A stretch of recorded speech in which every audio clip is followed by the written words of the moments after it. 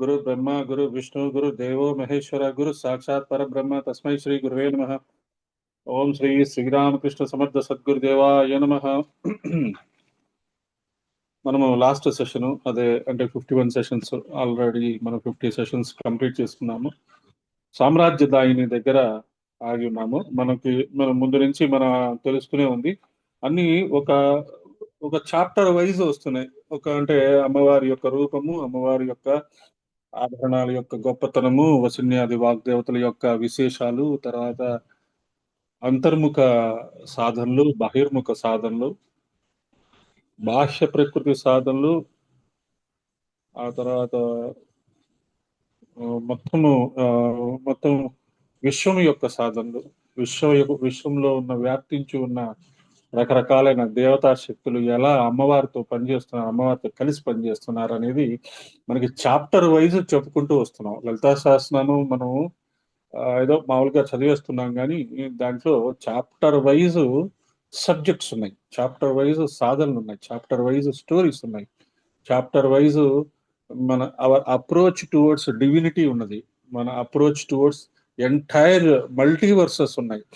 ఒక యూనివర్స్ మనకి గట్టిగా భూమి గురించి కూడా తెలియదు. పక్కింట్లో వాళ్ళు ఎవరింటున్నారో కూడా మనం, వాళ్ళ ఇంటి పేరు ఏంటో, వాళ్ళేంటో, ఎంతమంది ఉంటున్నారో కూడా మనం పట్టించుకొని ఈ పరిస్థితుల్లో మనము సంపూర్ణ మానవాళి యొక్క శ్రేయస్సు కోసం మనం మనం మంచి సంకల్పాలు పెట్టుకొని, మన ఒక శుభకామన పెట్టుకొని చేస్తూ లలితా సహస్రనామము ధ్యానాలు ఇవన్నీ చేసుకుంటున్నాం.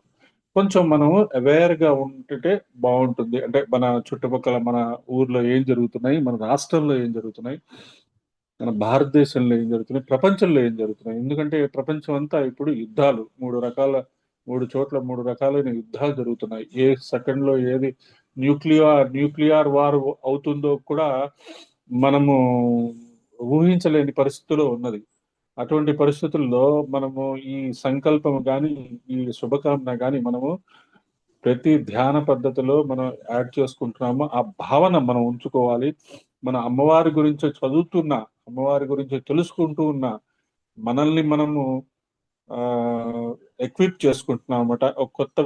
కొన్ని విషయాలు ఇప్పుడు ఒక పోస్ట్ గ్రాడ్యుయేషన్ చెయ్యాలి అనుకుంటున్నారు, ఒక సిలబస్ ఉంటుంది. సిలబస్ ఉన్నప్పుడు కూడా ఆ బయట ఉన్నవి కూడా వాళ్ళు క్వశ్చన్స్ ఇచ్చే అవకాశాలు ఉంటాయి. ఐఏఎస్ కానీ, ఐపీఎస్ కానీ, ఇంజనీరింగ్ ఎంసెట్ ఎంట్రన్సెస్ కానీ, ఐఐటి ఎంట్రన్సెస్ కానీ, ఏదో ప్రిస్క్రైబ్డ్ సిలబస్ ఉంటుంది. ఆ సిలబస్ కాకుండా మనకి అవుట్ సైడ్ ద సిలబస్ కూడా అడిగే అవకాశాలు ఉన్నాయి. కాబట్టి మనం మాక్సిమం అన్ని రకాల బుక్స్ చదువుతాము. ఇంతకుముందు ఐఐటీలు ఎవరెవరు కొట్టారో, వాళ్ళు ఏం చదివారో చెప్పినవి మనం చూసుకుంటూ ఉంటాం. అలాగే ఇక్కడ కూడా పరమ గురువులు ఎలా జీవించారు, ఎలా చదివారు, ఎలా వాళ్ళ జీవన విధానం ఎలా ఉన్నది, వాళ్ళు ఏ దేవతలను ఆరాధించేవారు, ఏ దేవతల గురించి వాళ్ళు చెప్పుకుంటూ ఉండేవాళ్ళు, చెప్పేవాళ్ళు అనేది మనం తెలుసుకొని వాళ్ళు ఎలా చేయమని మనకు చెప్తున్నారో అదే విధానంలో మనం ముందుకు వెళ్తున్నాము. అలా మనము సామ్రాజ్యదాయిన్యే నమః వరకు వచ్చాము. తర్వాత సత్యసంధ. సంధ అంటే లోబడి ఉండుట, సత్యానికి కట్టుబడి ఉండుట, సత్యసంధ. మనం కూడా సత్యము మాట్లాడటం అలవాటు చేసుకోవాలి బాగా. అంటే కొన్ని పరిస్థితుల్లో కుదరదు కదండి అని చెప్పచ్చు. కానీ అలాంటి టైంలో ఏం చేయొచ్చు అంటే వెంటనే దాన్ని ఆ అబద్ధం చెప్పాల్సిన పరిస్థితి అంటే ఆనెస్ట్ గా ఉండండి. ఎటువంటి పరిస్థితుల్లో అబద్ధం చెప్పాల్సి వచ్చింది, అక్కడ ఇతరులకు ఇబ్బంది కాకుండాను, లేకపోతే మీ స్వప్రయోజనం కోసం, మీ అహంకారం కోసం మాత్రం అబద్ధాలు చెప్పవద్దు. ఇతరుల ప్రయోజనాల కోసం అబద్ధాలు చెప్పాల్సిన అవసరం వస్తే దాన్ని వెంటనే కడుక్కోండి. వెంటనే ఒక మాల గాయత్రి మంత్ర జపం చేస్తే దాని ఇంటెన్సిటీ బట్టి మీరు చేసిన ఆ అబద్ధపు పాపము వెంటనే ఇరేజ్ చేయబడవచ్చు. అంటే మీ మనస్సు మీకు ఖచ్చితంగా చెప్తుంది. కాబట్టి అలా మనము సత్యానికి కట్టుబడి ఉండాలి. ఒకళ్ళకి ఒక మాట ఇస్తే ఆ మాటకి మనం కట్టుబడి ఉండాలి. ఆ మాట ఇవ్వకూడదు. మా కుదురుతుందో కుదరదో అని చెప్పేసేయండి. లేదు కుదురుతుంది చేస్తాను అని చెప్పి చేయకుండా ఉంటే అది మనకే ఇబ్బంది. మన క్యారెక్టర్ డెవలప్మెంట్ అనేది చాలా ఇంపార్టెంట్. క్యారెక్టర్ డెవలప్మెంట్ అంటే అదేదో వేరే క్యారెక్టర్ అని కాదు, మన యొక్క వాక్శక్తిని మనము ఎంపవర్ చేసుకోవాలి, మన యొక్క మాటని ఎంపవర్ చేసుకోవాలి అంటే ఈ శ్రీ సత్యసంధాయ నమః అనేది మనకి అర్థం చేసుకోవాలి. అమ్మవారు సత్యసంధులు, లోబడి సత్యానికి కట్టుబడి ఉండటం. కానీ అమ్మవారిని ఎంతసేపు పొగట్టమే కాకుండా మనం ఆ నామాలని మనం అనుసరిస్తూ అనుసరిస్తూ మనం కూడా ఉండాలి అనే దానికి మనం ఒక డైనమిక్ అర్థం తీసుకొని ప్రతి నామంలోంచి ఒక్కొక్క లెసన్ నేర్చుకుంటున్నాం. అది అర్థం చేసుకోండి. ప్రతి నామంలోంచి ఒక్కొక్క లెసన్. 1000 నామాలంటే 1000 లెసన్స్ నేర్చుకుంటున్నాం. 1000 పాఠాలు. ఎన్ని పాఠాలు నేర్చుకుంటే ఎన్ని జన్మలు మనము క్లియర్ చేసుకోవడానికి ప్రయత్నం చేస్తున్నామో అది ఆలోచించుకోండి. ఆ ప్రకారంగా ఋషికి అసత్యం సోకితే తపస్తేజస్సు అంతా పోతుంది. నాన్నకి తప్ప సత్యం తప్పే దోషం నేను రానివ్వకూడదని నాన్న సత్యాన్ని నేను కాపాడుతానని వనవాసానికి సిద్ధమయ్యాడు శ్రీరామచంద్రమూర్తి. నాన్న మాటిచ్చేశాడు. అంతే, నాన్న మాటిచ్చేశాడు. నాన్న నువ్వు ఎందుకు ఇచ్చావు నాన్న, నువ్వు నాన్నతో పోట్లాడలే అన్న, అనవసరంగా ఈ మాట వెనక్కి తీసుకోవాలలే, వెళ్ళిపోయాడు అంతే ఇమ్మీడియట్ గా. ఆయనకి ఇంకా మా నాన్న మాట అంటే అటువంటి మన గురించి కూడా ఎవరైనా మన పేరెంట్స్ కానీ మన పెద్దలు కానీ ఏదైనా ఒక మాట అనుకుంటే అది మనకి ఇబ్బంది ఉన్నా ఇబ్బంది లేకపోయినా దాన్ని మెల్లగా మనము ఆచరించడానికి 100% ప్రయత్నం చేస్తే మనకి ఆ సత్యము అనేది అదొక లోకము. సత్యలోకం అని వింటారు కదా, ఆ లోకంలోకి మనకి ఎంట్రీ దొరుకుతుంది. మా వివేకానందుడు ఏమంటాడంటే 10 సంవత్సరాలు గుర్తుపెట్టుకోండి, బాగా 10 సంవత్సరాలు మీరు అబద్ధం ఆడకుండా మాట్లాడితే, అబద్ధం చెప్పకుండా ఉండగలిగితే మీరు ఏది చెప్తే అది జరిగి తీరుతుందని చాలా క్లియర్ గా చెప్తాడు. ఇంకా వేరే సాధనలు అక్కర్లేదు. సత్య వాక్ పరిపాలన అంటారు. అందుకని సత్యమేవ జయతే అని చెప్పుకుంటుంటాం మనము. దాన్ని ప్రయత్నం చేయండి. ఖచ్చితంగా ఈ జన్మలోనే సాధించడానికి ప్రయత్నం చేయండి. ఖచ్చితంగా మనము ఈ జన్మలో అని ఎందుకు అనుకుంటున్నామంటే ఈ జన్మలో ఈ మాత్రం అవేర్నెస్ మనకి దొరికింది. మనకి తగిన వనరులు ఉన్నాయి, నేర్చుకోవడానికి తగిన విషయాలు ఉన్నాయి. యూట్యూబ్ అనుకోండి, ఎలాగనుకోండి, మన చుట్టూ ఉండే గురువులు అనుకోండి, వాళ్ళ యొక్క సత్యవాక్ పరిపాలన అనేది మనం బాగా అలవాటు చేసుకోవాలి. సత్యసంధ సంకల్పో ఇది సత్యసంధ. సంకల్పించినది తప్పక చేసేవాడు సత్యసంధ. సత్యం అంటే వ్యర్థం కానిది అని మరో అర్థం. వ్యర్థం కాకుండా పాలన జరుగుతుంటుంది. ఆ నామానికి భాష్యకారులు అర్థం చెప్తూ రామచంద్ర రూపిణి అన్నారు. రాముని రూపంలో ఉన్న లలితాంబ. రాజరాజేశ్వరి నామం నుండి చెప్పినదంతా రామతత్వమే. అది బాగా గుర్తుంచుకోండి. రామతత్వం, రాముడు ఏముందండి పెద్ద, రాముడి మీద కాంట్రవర్సీస్ ఉన్నాయండి, కృష్ణుడి మీద కాంట్రవర్సీస్ ఉన్నాయి. అవే మనకి అట్రాక్ట్ అవుతూ ఉంటాం. మన ఆలోచన ఆ, ఆలోచన స్థితి బ్యాలెన్స్డ్ గా లేకపోతే ఆ కాంట్రవర్షియల్ మాటలే మనం అట్రాక్ట్ అవుతుంటాం. అలా కాకుండా వాటిట్లో ఒక ఎన్ ఎపిటోమ్ ఆఫ్ ఐడియల్ పర్సనాలిటీ అనేది మనం అర్థం చేసుకుంటే మనం దానికి అట్రాక్ట్ అయ్యి ఆ వాళ్ళు ఆచరించిన విషయాలు మనం కూడా ఆచరించడానికి మనం మనకు ఒక ఇన్స్పిరేషన్ ఉంటుంది. రామచంద్రమూర్తిది కోదండం, అమ్మవారిది ఇక్షుదండం, మనోరూపేక్షు కోదండ. చాలా మంది ఈ అన్వయాన్ని చమత్కారంగా చెప్పారని అనుకుంటారు. కానీ ఉపాసన రహస్యం తెలిసిన వారు, దేవతా తత్వం గ్రహించిన వారు ఒకే తత్వం 2 రూపాలతో కనపడినప్పుడు రెండిటిని అనుసంధానం చేస్తుంది. ఇదే రహస్య విద్య. కాబట్టి అమ్మవారిది ఇక్షుదండము, రామచంద్రమూర్తిది కోదండం. తర్వాత మనోరూపేక్షు కోదండ అన్నారు. మళ్ళీ మనోరూపేక్షు కోదండ మళ్ళీ రాముల వారి ఆ దండాన్ని ఇక్కడ మెన్షన్ చేస్తున్నారు. తర్వాత రహస్య విద్య, సుదర్శన నృసింహ తత్వాలని సుబ్రహ్మణ్యంలో కొందరు దర్శిస్తారు. సుదర్శన తత్వం, నృసింహ తత్వము సుబ్రహ్మణ్య స్వామిలో దర్శిస్తారు. ఎవరు దర్శించలేరు అంటే వైష్ణవులు దర్శించలేరు. శైవులు దర్శించలేరు. ఎందుకంటే శైవులకి సుబ్రహ్మణ్య స్వామి, వాళ్ళకి ఈ సుదర్శన చక్రం కానీ నృసింహతత్వం కానీ అర్థం కాదు. అటువైపు చూడరు. అమ్మో, విష్ణు అంటేనే వాళ్ళకి పాపం. అలాగే వైష్ణవులకి இதெல்லாம் படிச்சுட்டு இந்த தண்ணியில பவர் இருக்கும். ஞாபகம் வந்துட்டாங்க.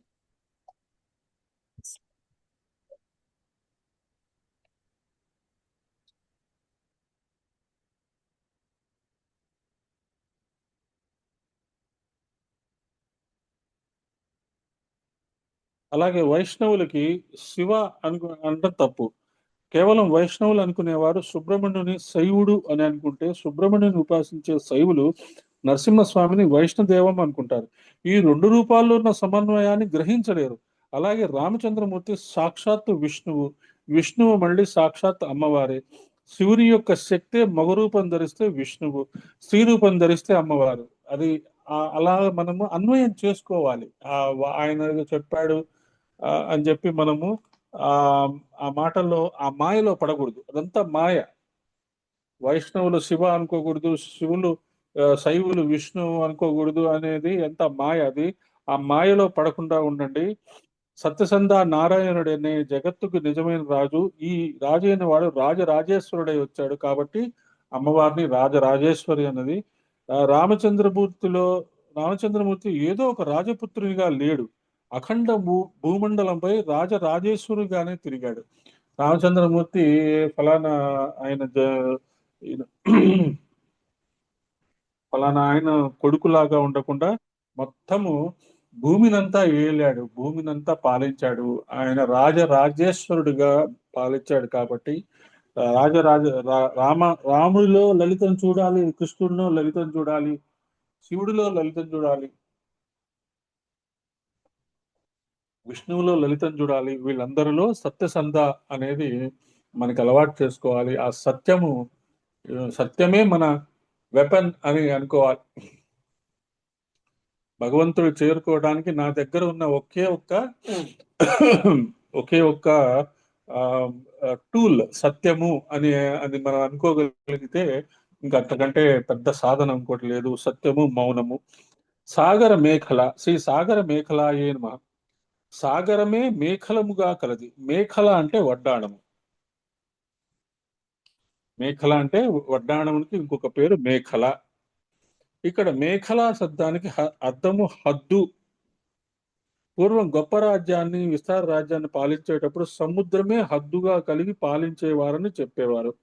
అఖండ భూమండలానికి చక్రవర్తులైన వారి గురించి ప్రస్తావన చేసేటప్పుడు సాగర మేఖల అంటారు. రాజ్యలక్ష్మి యొక్క ప్రయోజనం విస్తారం. శత్రు రాజ్యాల దాడికి అవకాశం లేని విస్తారం. సాగరము అవధిగా కలిగినదని భూదేవి రూపముగా కూడా అర్థం ఉంది. వసుంధర అంటే భూదేవి. రాజ్యం ఇవ్వడమే కాకుండా రాజ్య సంబంధమైన భూశక్తి కూడా జగదంబయే. భూదేవి రూపంలో ఉన్న తల్లి అనే విషయం ఇక్కడ ప్రస్తావన ఉన్నది. కాబట్టి సాగరము అనేది, సముద్రము అనేది మనకి ఒక ఒక భగవత్ స్వరూపము. అంటే మనము భూమిని ఎలా పూజిస్తాము, గాలిని ఎలా పూజిస్తాము, అగ్నిని ఎలా పూజిస్తాము, సూర్యుడు, చంద్రుడు, సముద్రుడు, తర్వాత భూమి జలము ఈక్వల్ టు సముద్రం. కాబట్టి అగ్నిని చూసినప్పుడల్లా మనం యజ్ఞంలో భూమిని తాకి నమస్కారం చేసుకుంటాం, మీ పేషెన్స్ నాకు ఇవ్వు. అలాగే సముద్రం దగ్గరికి వెళ్ళినప్పుడు కూడా లేదు ఒక నది దగ్గరికి, గంగా నది దగ్గర కానీ ఎక్కడికైనా వెళ్ళినప్పుడు అమ్మా నీ నిశ్చల తత్వాన్ని మాకు ప్రసాదించు. సముద్రుడు గంభీరుడు, ఎంతదైనా తీసుకోగలడు, ఎప్పుడు అలా గంభీరంగా ఉంటాడు. నది అలా పారుతూ ఉంటుంది. సముద్రంలో చంద్రుడి యొక్క ప్రకాశాన్ని బట్టి అలలు ఎగిసిపడుతూ ఉంటాయి. ఎంతో అసలు మనం భూమి పైన ఉండే సృష్టి ఒక ఎత్తు అయితే, సముద్రం లోపల ఉండే జీవజాలము, జంతుజాలము ఒక సృష్టి. అదొక అత్యద్భుతమైన విషయాలు. ఆ సముద్రం లోపల సైన్స్ కూడా ఇప్పుడు లోపలికి వెళ్ళి ఆ సముద్రం లోపల ఏం జరుగుతోంది, మనం ఆక్సిజన్ పీల్చుకొని ఉండగలుగుతున్నాము, సముద్రం లోపల ఉండే వాటిని ఏం పీల్చుకుంటున్నారు, ఏం చేస్తున్నారు, ఎలా ఉంటున్నాయి, వాటికి వాళ్ళు కూడా హౌసింగ్ అలాంటివి చేసుకుంటున్నారా, వాళ్ళు కూడా ఫుడ్ తయారు చేసుకుంటున్నారా, ఫుడ్ దాచిపెట్టుకుంటున్నారా, వాళ్ళ డిఫెన్స్ మెకానిజం ఎలా ఉన్నది అనేది సైన్స్ కూడా బాగా అర్థం చేసుకుంటుంది. కాబట్టి ఆ సముద్రము అనేది మనకి చాలా పవిత్రమైన విషయము. సముద్రం కార్తీక మాసంలో సముద్ర స్నానం అంటాము, గంగా స్నానం అంటాము, లేదు ఇంకొక నదుల దగ్గర స్నానాలు చేస్తారు, పుష్కరాలు అప్పుడు చేస్తారు. కాబట్టి ఆ నీటిని, భూమిని ఎలా పూజిస్తామో, నీటిని ఎలా పూజిస్తామో, అగ్నిని ఎలా పూజిస్తామో, అలాగే వాయువుని ఎలా పూజిస్తామో, ఆ తర్వాత ఆకాశాన్ని ఎలా పూజిస్తాము, ఇవి పంచభూతాలు అయిపోయినాయి. ఆ తర్వాత సూర్యుడు, చంద్రుడు, అగ్ని, సూర్యుడు చంద్రుడిని కూడా పూజిస్తాము, సముద్రుడిని కూడా పూజిస్తాం. ఇవన్నీ కనపడే భగవత్ స్వరూపాలు. ఎప్పుడైతే వీటిట్లో మనం భగవత్ స్వరూపము చూడటం అలవాటు చేసుకుంటేనే మనకి మొత్తము ప్రపంచం అంతా భగవత్ స్వరూపమే అనేది మనకి అర్థమవుతుంది. అణువున నేనే ఉన్నాను, నువ్వే ఉన్నావు, మనలోనే ఆ చేతనత్వం ఉంది, ఇండాండ పిండాండ సమన్వయం అని కానీ ఇలాంటి విషయాలు మనకి అర్థమవుతాయి.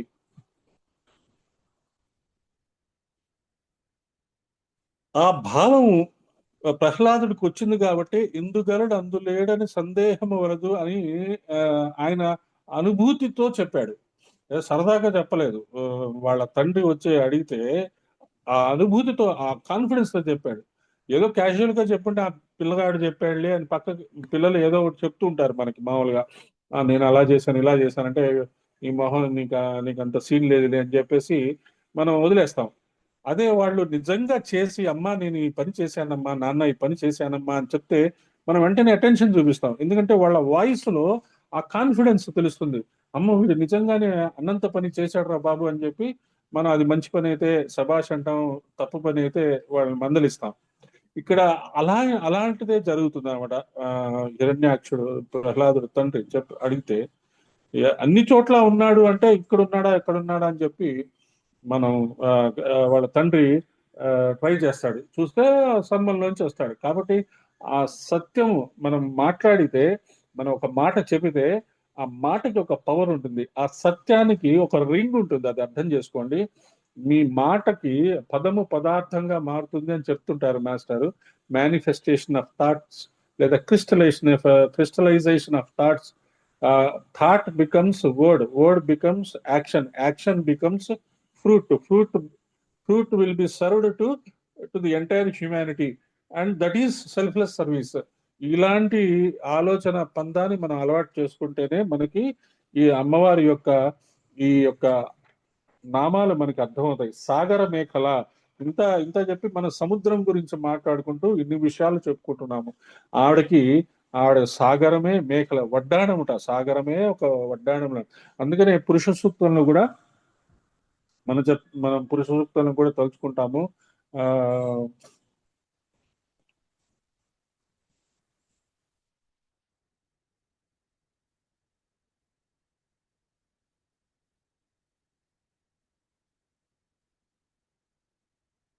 సభూమిం విశ్వతో వృత్త అత్తతిష్ట దశాంగులం పురుషయే వేదకం సర్వం యద్భూతం యచ్చభవ్యం ఉతామృతచ్చ తత్వశేషాన యదన్నే నాతిరోహతి పాదోస్య విశ్వాభూతాని త్రిపాదస్యాం మృతిం దివి త్రిపాదూర్ధ్వ ఉదయిత్ పురుష పాదో సేహ భవాత్ పునః. ఇక్కడేం చెప్తాడో చూడండి.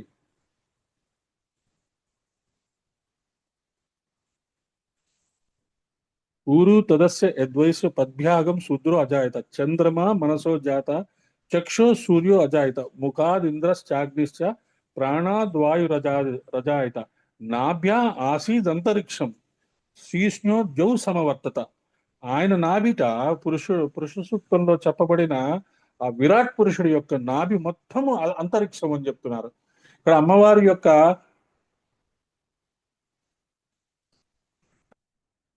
మేఖల వడ్డాణమే సముద్రం అని చెప్తున్నాడు. అంటే మనము ఆ విరాట్ స్వరూపాన్ని ఒకసారి ఊహించుకోవాలి. అది it's not a small thing. మన మన ఊహకి కూడా అందని చాలా గొప్ప విషయము. అలాంటి గొప్ప విషయాల్ని మనకి ఇప్పుడు మీడియాల్లో మనకి చక్కగా యానిమేషన్స్ లో కానీ వాటిలో కానీ చూపిస్తున్నారు. అసలు విశ్వరూపం అంటే ఏంటి, విరాట్ రూపం అంటే ఏంటి, అందులో ఏముంటాయి, ఎలా ఉంటాయి, అన్ని యూనివర్సెస్ అందులోనే ఉంటాయి. ఆ రోజుల్లోనే 60s 70s లోనే కృష్ణుడు గురించి ఆ యశోదమ్మ తెలిస్తే ఆ నోట్లో మొత్తము ప్రపంచం అంతా చూపించారు ఆ వీడియో, ఆ సినిమాలో. అలాంటిది మనము ఆ దర్శనము అనేది జరుగుతుంది మనం యోగాలో, మనం సాధనలో ముందుకు వెళ్ళేటప్పుడు ఒక్కసారి వెష్టితో సమిష్టి కలయిక, అండాండ పిండాండ సమన్వయము, ఈ విశ్వం యొక్క అంతరాళాల్లో ఉండే ఆ శక్తి యొక్క దర్శనము మనకి కూడా జరుగుతుంది. దానికి తయారుగా ఉండండి. దానికి తయారుగా ఉండాలి అంటే మంచి శరీరము బాగా యాక్టివ్గా ఉండాలి, పవర్ఫుల్గా ఉండాలి, మంచి ఫుడ్ తీసుకోవాలి. ఆ ఫుడ్ వల్ల మన మనస్సు ఎప్పుడు హాయిగా రిలాక్స్డ్గా ఉంచుకోవాలి. అలా మనల్ని మనం ఉత్తేజపరుచుకొని ఎప్పుడు ఆరోగ్యంగా ఉండటానికి ప్రయత్నం చేసుకుంటూ ఉంటే ఆ ఆరోగ్యమైన శరీరంలో ఆ మంచి ఫలవంతమైన ఆ మనస్సుతో మనకి ఆ విశ్వరూప సందర్శన యోగం ఎప్పుడైనా జరగచ్చు. దానికి తయారుగా ఉండటానికి మనం ప్రయత్నం చేయాలి. దీక్షిత, శ్రీ దీక్షితాయ నమః. దీక్ష కలిగినది. ధియం జ్ఞానం శినోతి పాపయతి దీక్ష. జ్ఞానాన్ని ఇచ్చేది దీక్ష. ఆ దీక్ష కలిగిన స్వరూపం దీక్షిత. మనం శ్రీ దీక్షితాయ నమః అని అనుకున్నప్పుడు అమ్మవారే మనకి లలితా సహస్రనామం దీక్ష ఇచ్చారు అని అర్థం చేసుకొని ఆ పని అయ్యే వరకు నేను దీనికే కట్టుబడి ఉంటాను, అమ్మవారి గురించి సంపూర్ణంగా అర్థం చేసుకునేటప్పుడు కట్టుబడి ఉంటాము అని దీక్షా కంకణం అని పెట్టుకుంటారు. మనం కూడా కలావా అని చెప్పి యజ్ఞంలో పెట్టుకుంటాము. యజ్ఞం యొక్క ఆ శక్తి మనతో ఉండాలి అని చెప్పి మనము ఆ చేతికి అది ధరిస్తాము. ఇంకో అర్థము, దీక్షితులే అమ్మ రూపము. భగవంతుని ఆరాధించడానికి రెండు పద్ధతులు ఉన్నాయి. మంత్రాన్ని ఆవాహింపజేసి విగ్రహాల్లో ఆరాధన చేస్తాము. విగ్రహాల్లో కళాన్యాసం చేసి అమ్మవారి శక్తిని ఆవహింపజేస్తాము. కళలు న్యాసం చేస్తే జడమైన విగ్రహంలోనే అమ్మవారు ఉంటారు కదా. మరి మంత్రాన్ని న్యాసం చేసుకుంటున్న చైతన్యవంతమైన శరీరంలో అమ్మవారు ఉండరా అనేది ఆలోచించాలి. ఇప్పుడు విగ్రహాన్ని ఒక ఒక టెంపుల్ కట్టేటప్పుడు విగ్రహాన్ని ఎలా పెడతారు? అలా ఆషామాషిగా ఏదో విగ్రహం తీసుకొచ్చి పెట్టారు. ఆ విగ్రహాన్ని కొన్ని పద్ధతులు ఉంటాయి. నీళ్ళల్లో కొన్ని రోజుల్లో, తర్వాత కొన్ని ధాన్యాల్లో కొన్ని రోజుల్లో ఉంచుతారు. ఆ విగ్రహం పటిష్టత చెందుతుంది. ఆ తర్వాత దానిలో ప్రాణ ప్రతిష్ఠ జరుగుతుంది. ఆ ఒక అద్భుతమైన వాతావరణం తయారు చేసి ఆ పండితులు వచ్చి మా వేదోక్త పారాయణతో ఆ ఆ విగ్రహాన్ని ప్రాణప్రతిష్ఠ చేస్తారు. అదే పద్ధతి మనకి అంగన్యాస కరన్యాసంలో మనకి నేర్పిస్తున్నారు. అంగన్యాస కరన్యాసాలు ఏదో అస్త్రాయ పట్టు శస్త్రాయ పట్టు అనగానే అదేదో అనుకునేరు. కానీ అది యాక్చువల్ గా ఏంటంటే ఆ అమ్మవారిని ఇన్వోకింగ్ అంటాం. మనం ఇంగ్లీష్ లో చెప్తే బాగా అర్థమవుతుంది. Invocation of energy into your body అనగానే కరెక్ట్ గా అర్థమైంది అనిపిస్తాం. అదే invocation of energy into your body is equal to అంగన్యాస కరన్యాస అంటే అవునా, అంగన్యాస కరన్యాస అంటే ఇదే అనిపిస్తుంది. కాబట్టి ఆ అంగన్యాస కరన్యాసాలు కూడా మనం అలవాటు చేసుకొని అమ్మవారి యొక్క శక్తిని మనలో మనలో దింపుకుంటే ఆ దింపుకున్న శక్తితోనే మనము ఎన్నో రకాలైన పూజలు అవి చేసుకోవచ్చు. అందుకనే ఆయాతు వరదాదేవి త్రక్షరే బ్రహ్మవాదిని గాయత్రి ఛందసా మాత బ్రహ్మయోని నమస్తుతే. గురు బ్రహ్మ గురు విష్ణు గురుదేవో మహేశ్వర గురు సాక్షాత్ పరబ్రహ్మ తస్మై శ్రీ గురువే నమః అని అనుకున్నప్పుడు మనం గురువుని మనలోకి ఆవాహన చేసుకోవాలి. అమ్మవారిని మనలోకి ఆవాహన చేసుకోవాలి.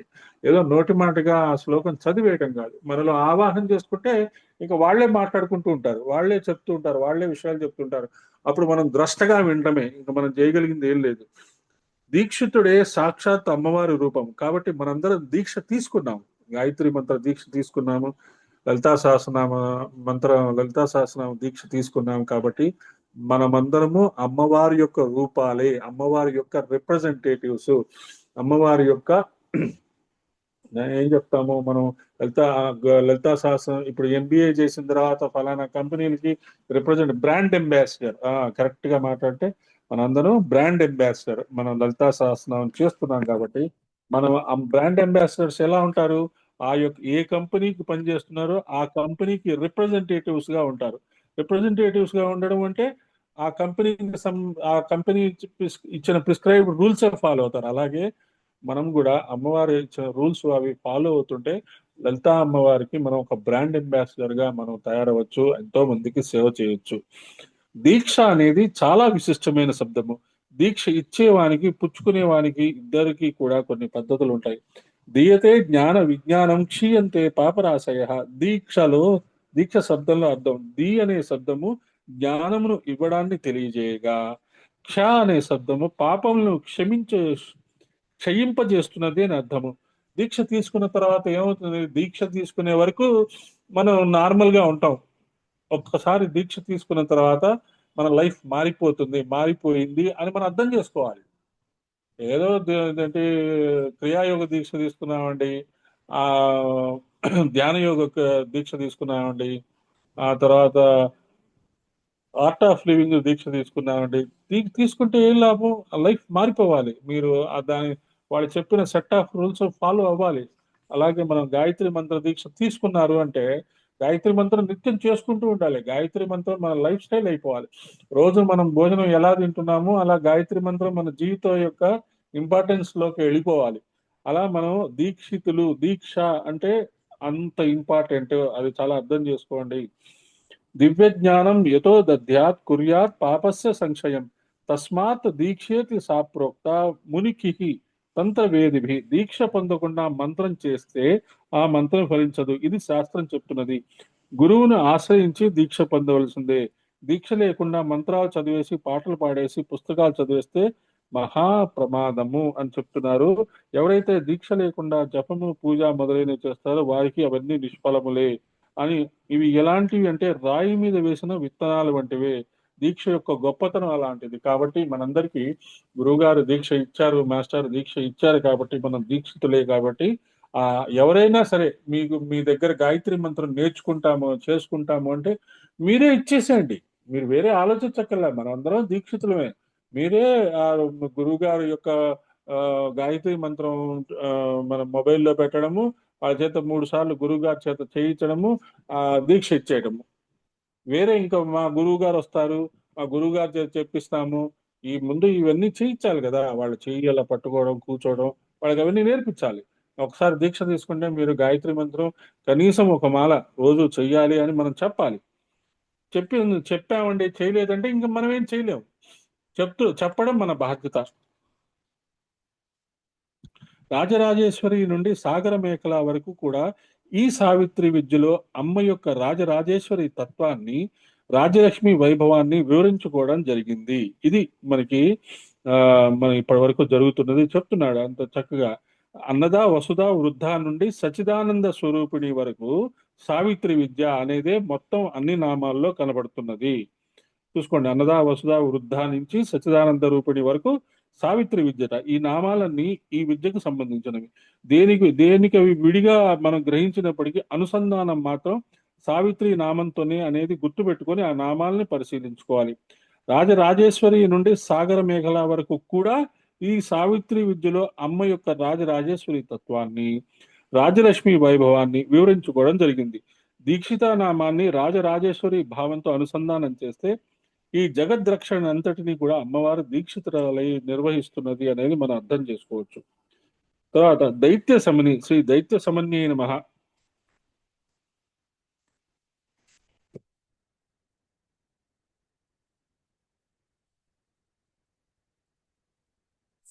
దైత్య బాధలను తొలగించే లోకాలని అనుగ్రహించినది. లోక రక్షణ కోసం అమ్మ దీక్ష కట్టుకున్నప్పుడు ఆ రక్షణలో బాధ్యతగా ఆవిడ చేస్తున్న పనులే ఇవన్నీ. దేవి మహత్వంలో అమ్మవారు ఎప్పుడు ఏం చెప్పారు అంటే, ఎప్పుడు అసుర బాధ లోకానికి వస్తుందో అప్పుడు నేను అవతరించి దాన్ని తొలగిస్తాను. కాబట్టి అమ్మవారి యొక్క మనకి ఎష్యూరెన్స్ మనకి ఉన్నది.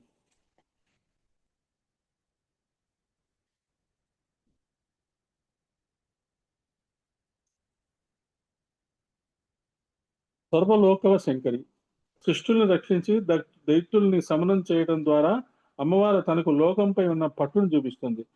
8 అక్షరాల నామం. ఈ నామంతో అమ్మవారిని నమస్కరించేటప్పుడు సర్వలోక వశంకరి అయిన మహా అని చెప్పాలి. సర్వ అంటే అన్ని, లోక అంటే లోకములు, లోకవాసులు, వశంకరి వశం చేయనది. అన్ని లోకాల వాళ్లకు భయపడకుండా వాళ్ళందరూ తమ భక్తుల్ని వశంలో ఉండే విధంగా చేస్తున్నారు అమ్మవారు. All will be favourable to her devotees instead of threatening them. ఇప్పుడు మనకి మన పిల్లల్ని కానీ వాళ్ళని కానీ చిన్నప్పుడు కొంచెం భయపడతాం. తర్వాత వాళ్ళు పెద్దవాళ్ళు అయిన తర్వాత మనం ఏం చేస్తాము, ప్రేమతో వాళ్ళని మన వైపు తిప్పుకుంటాం. ఈ చిన్నప్పుడు వాళ్ళని తప్పు పనులు చేస్తే మనం తిడతాము, కొడతాము, దండిస్తాము. కొంచెం పెద్దవాళ్ళు అయిన తర్వాత దండించడం తగ్గిస్తాము, తిడతాము. తిట్టి ఇంకా కొంచెం పెద్దవాళ్ళు అయిన తర్వాత ఏం చేస్తాము, ప్రేమతో వాళ్ళని వశం చేసుకుంటాము. మనం ఎలా చెప్తే అలా వినేటట్టు చేసుకుంటాం. అది చిన్నప్పటి నుంచి కూడా మనం అలవాటు చేసుకోగలిగితే మన చుట్టుపక్కల వాళ్ళని కానీ మన వాళ్ళని కానీ, అంటే వశం చేసుకోవడం అంటే మన ఏమవుతుంది, మనం చెప్పింది వినడం మొదలు పెట్టారనుకోండి, ఇంకా మన అహంకారం మన ఇష్టం వచ్చినవన్నీ చెప్పేస్తుంటాం. అలా కాకుండా నాలో ఉన్న గురువు నీకు ఈ విషయాలు చెప్తున్నాడు అనేది మనం భావనాపూర్వకంగా చెప్పగలిగితే, నేను అనేది తీసేసి మనం ఇతరులకి ఒక ఇన్స్పిరేషన్ గా ఉండవచ్చు ఆ సర్వలోక వశంకరి అనే నామానికి మనం అర్థం తెలుసుకుంటే మనం ఇతరులను కూడా సన్మార్గం వైపు ప్రేరేపించవచ్చు అనేది మనం అర్థం చేసుకోవచ్చు. తర్వాత సర్వార్థ ధాత్రి, శ్రీ సర్వార్థ ధాత్రి నమ. ఈ విధంగా లోకాన్ని నిగ్రహ అనుగ్రహాలతో నడుపుతూ ఉన్నారు కాబట్టి సర్వ అర్థ ధాత్రి ప్రయోజనం ఇస్తున్నది. అమ్మవారి ఉపాసనా ఫలము, ఉపాసనా పద్ధతి కూడా ఈ నామాల్లో ఉంది. దీక్ష స్వీకరించి అమ్మని ఎవరైతే ఉపాసన చేస్తున్నారో వారిని ఎలా అనుగ్రహిస్తున్నదో ఈ 3 నామాల్లో తెలియజేస్తున్నారు. దైత్యనాశనం చేస్తుంది కనుక దైత్యనాశిని. దైత్యనాశనం చేస్తుంది అంటే మనలో కూడా ఎన్నో చెడు ఆలోచనలు ఉంటాయి. వాటిని నాశనం చేస్తుంది ఎప్పుడు అమ్మవారికి సంపూర్ణంగా సమర్పణ చేసుకుంటే. అమ్మా, నాలో అప్పుడప్పుడు చెడు ఆలోచనలు వస్తున్నాయి, చికాకు పడుతున్నాయి అంటే అది మన తప్పు కాదు, మనస్సు యొక్క తప్పే అది. మనస్సు యొక్క వర్కే అది. అనవసరమైన ఆలోచన సృష్టించడం మనస్సు యొక్క పని. అది అమ్మో నాకు ఇంకా ఇంత సాధన చేస్తున్నా ఇంకా నాకు చెడు ఆలోచనలు వస్తున్నాయి ఏంటి అంటే కంగారు పడాల్సిన అవసరం లేదు. ఆలోచనని అలా ద్రష్టగా చూసేసి పక్కకు తోసేయడమే. ఎలాగైతే మనం రూమ్ లో ఉన్న చెత్తని పక్కకు తీసేసి కలెక్ట్ చేసి బయటపడేస్తామో అంత సింపుల్ గా తీసి పడేయాలి. రూమ్ లోకి చెత్త ఎందుకు వచ్చింది అంటే వస్తుంది, గాలికి వస్తుంది, చెప్పులతో వస్తుంది, వచ్చే వాళ్ళతో వస్తూ ఉంటుంది. కానీ ఆ నెగటివ్ ఎనర్జీ అదంతా పోవాలి, అలాంటి ఆలోచనలు రాకుండా ఉండాలి అంటే ఎప్పటికప్పుడు క్లీన్ చేసుకుంటూ ఉండాలి. క్లీన్ చేసుకుంటూ ఉంటే మనకి ఆ రకాలైన మంచి ఆలోచనలే వస్తాయి. అందుకనే మనకి గురువు గారు యజ్ఞంలో ఓం విశ్వాని దేవ సవితుర్ దురితాని పరాసువ యద్భద్రం తన్న ఆసువ అంటే అంటే అర్థం ఏంటి? Let noble thoughts come to me first. ప్రపంచంలో ఉండే ఆ మంచి ఆలోచనలన్నీ ముందు నాకే రావాలి. ఆ 100 ఆలోచనలు వస్తే అందులో 1-2 మనం యాక్షన్ లో పెడతాం. ఎన్నో ఆలోచనలు వస్తాయి, ఎన్నో మంచి పనులు చేయాలనిపిస్తుంది, అవి చేస్తాం ఇవి చేస్తాం అని కూడా చెప్పేస్తుంటాం పక్కన వాళ్ళకి వీళ్ళకి. ఇవి చేద్దాం అనుకుంటున్నాం, అవి చేద్దామని చెయ్యం.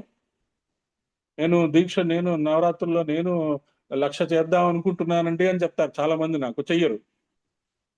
నువ్వు అనుకోవద్దు, చేసి చూపించు. చేసి చూపించిన వాళ్ళు ఎంతో మంది ఉన్నారు. అనుకుంటున్నానండి, చేద్దాం అనుకుంటున్నానండి, కుదరలేదండి, ఇవన్నీ నాకు చెప్తే నేనేం చేసేది? నాకేం అవసరం? మనం ఎందుకు మీకు ఇలా చేస్తే మంచిది అనుకుంటున్నాం అంటే మీ మంచి కోసం, మిమ్మల్ని ఎంపవర్ చేసుకోవడానికి. మీరు సాధన చేసుకొని ఉన్నతమైన స్థితిలోకి వెళ్ళి గురువుతో డైరెక్ట్ లింక్ తెచ్చుకుంటే నాకు ఆనందమే, అంతే. అంతకంటే నాకు ఏమీ ఉండదు. ఎవరైనా సరే మనం ఒక దారిలో వెళ్తున్నప్పుడు వాళ్ళని గైడెన్స్ మనం అడిగినప్పుడు వాళ్ళ బాధ్యత అది.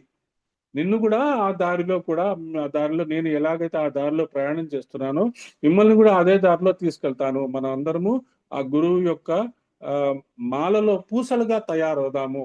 అప్పుడు ఆ గురువు ఆ మాలని తీసి అమ్మవారి భగవంతుడికి సమర్పిస్తాడు అనేదే ఎవరికైనా ఉండే కాన్సెప్ట్. చేద్దాం అనుకుంటున్నానండి, చేయలేకపోతున్నాను అంటే మనం ఏం చేయలేము. చేయడానికి మీరు ప్రయత్నం చేసి కుదరలేదు, నిజంగా మీకు ఆనెస్ట్ గా నాకేం చెప్పక్కర్లే, ఎవరికి చెప్పక్కర్లే. Be honest to your self. 24 గంటలు ఉన్న 24 గంటల్లో అప్పుడప్పుడు కొన్ని ఇబ్బందులు వస్తుంటాయి, ఏదో ఒక ప్రాబ్లమ్స్ వస్తుంటాయి. వాటిని ప్రాక్టికల్ గా అలాగే ఫేస్ చేసుకోండి. అమ్మో నేను చేద్దాం అనుకున్నానండి, చేయలేకపోయాను. ఇది కూడా చెప్తాను, నేను చేద్దాం అనుకున్నానండి, చేస్తూ ఉన్నానండి, మధ్యలో అవాంతరాలు వచ్చాయి. నిజమైన ఆ అవాంతరాలని నిజంగా అవి అవాంతరాలైనా ఆనెస్ట్ గా మీరు అడ్మిట్ చేసుకుంటే ఓకే, నో ప్రాబ్లం. ప్రకృతే మీకు దానికి షార్ట్ కట్స్ చెప్తుంది, దాంట్లో మీకు డిస్కౌంట్ ఇస్తుంది వాటిట్లో. అది కూడా ఆ ప్రొవిజన్ కూడా ఉన్నది, గుర్తుంచుకోండి. నిజమైన అవాంతరాలు వచ్చినప్పుడు ప్రకృతి మీకు డిస్కౌంట్ ఇస్తుంది, గురువు మీకు డిస్కౌంట్ ఇస్తాడు. అది కూడా గుర్తుపెట్టుకోండి. కానీ you have to be honest to your self. ఆ అవాంతరాలు ఎట్లాంటివో తెలీదు, నాకు తెలీదు, గురువుకు తెలీదు, కానీ ప్రకృతికి తెలుసు కాబట్టి అందుకనే చెయ్యాలని గట్టిగా అనుకొని సంకల్పం చేసుకొని చేస్తూ చేస్తూ మధ్యలో ఎప్పుడైనా మీకు ఇబ్బంది కలిగితే అప్పుడు దాన్ని మీరు ఏమి ఎక్కువ ఆలోచించకుండా ముందుకు వెళ్ళిపోవడమే. దాని గురించి ఏదో బాధపడుతూ ఏడుస్తూ ఇబ్బంది పడక్కర్లేదు. అది జాగ్రత్తగా గుర్తుంచుకోండి. తర్వాత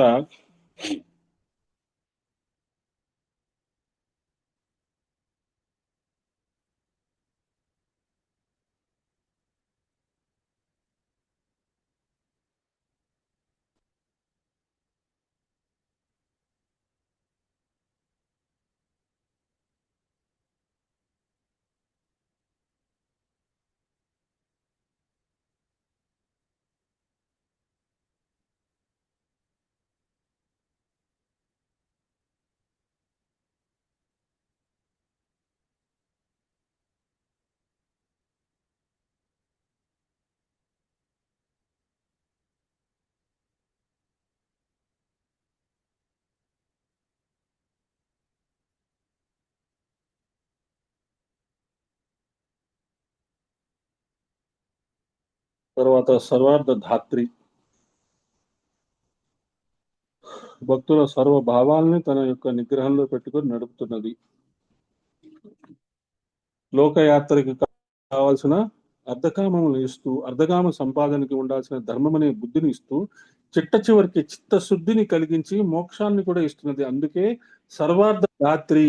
ఇది శ్రీ విద్య యొక్క ఫలము. ఇప్పటి వరకు అమ్మవారి యొక్క అనుగ్రహ వైఖరి, అనుగ్రహం పొందాల్సిన విధానం చూపిస్తూ ఇప్పుడు ఈ మంత్రాది దేవత అయిన సావిత్రి నామాన్ని ఆవిష్కరిస్తున్నారు.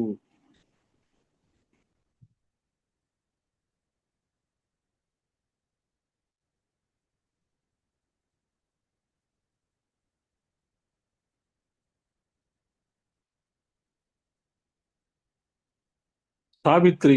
ఓం శ్రీ సావిత్రై నమః. ఇది వైదికమైన మహామంత్ర స్వరూపము.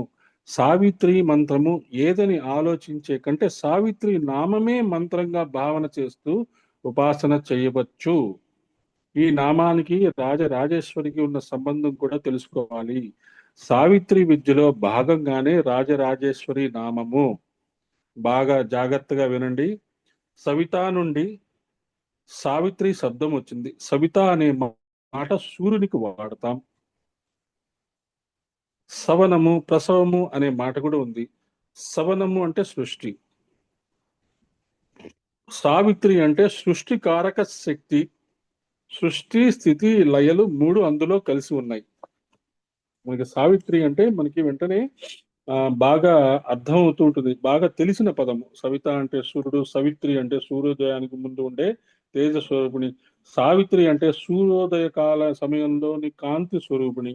ఈ సావిత్రిని గురించే సూర్యగమన నిరోధకులైన మందేహాది రాక్షసులను సంహరించే సూర్యకిరణ శక్తిని సావిత్రి అంటారు. ఆదిత్య హృదయము, మహాసౌరము స్తుతిస్తాయి. ఆదిత్య హృదయం మనకు తెలుసు, మహాసౌరం కూడా ఇక్కడ చెప్తున్నారు. దాని గురించి కూడా మనం తర్వాత అధ్యయనం చేద్దాం. సావిత్రి, గాయత్రి, సరస్వతి ఈ మూడింటికి భేదం ఉంది. ఉదయ సూర్యకిరణ శక్తి సావిత్రి. సావిత్రి స్పర్శకు మేలుకొని వాళ్ళలోంచి వాక్కుగా వ్యక్తమయ్యేది గాయత్రి. వాక్కుగా మనలో ప్రవేశించిన తర్వాత ఉండే స్థితి సరస్వతి. బాగా వినండి, మళ్ళీ చెప్తాను. ఉదయ సూర్య కిరణ శక్తి సావిత్రి. సావిత్రి స్పర్శకు మేల్కొని వాళ్ళలోంచి వాక్కుగా వ్యక్తమయ్యేది గాయత్రి. వాక్కుగా మనలో ప్రవేశించిన తర్వాత ఉండే స్థితి సరస్వతి.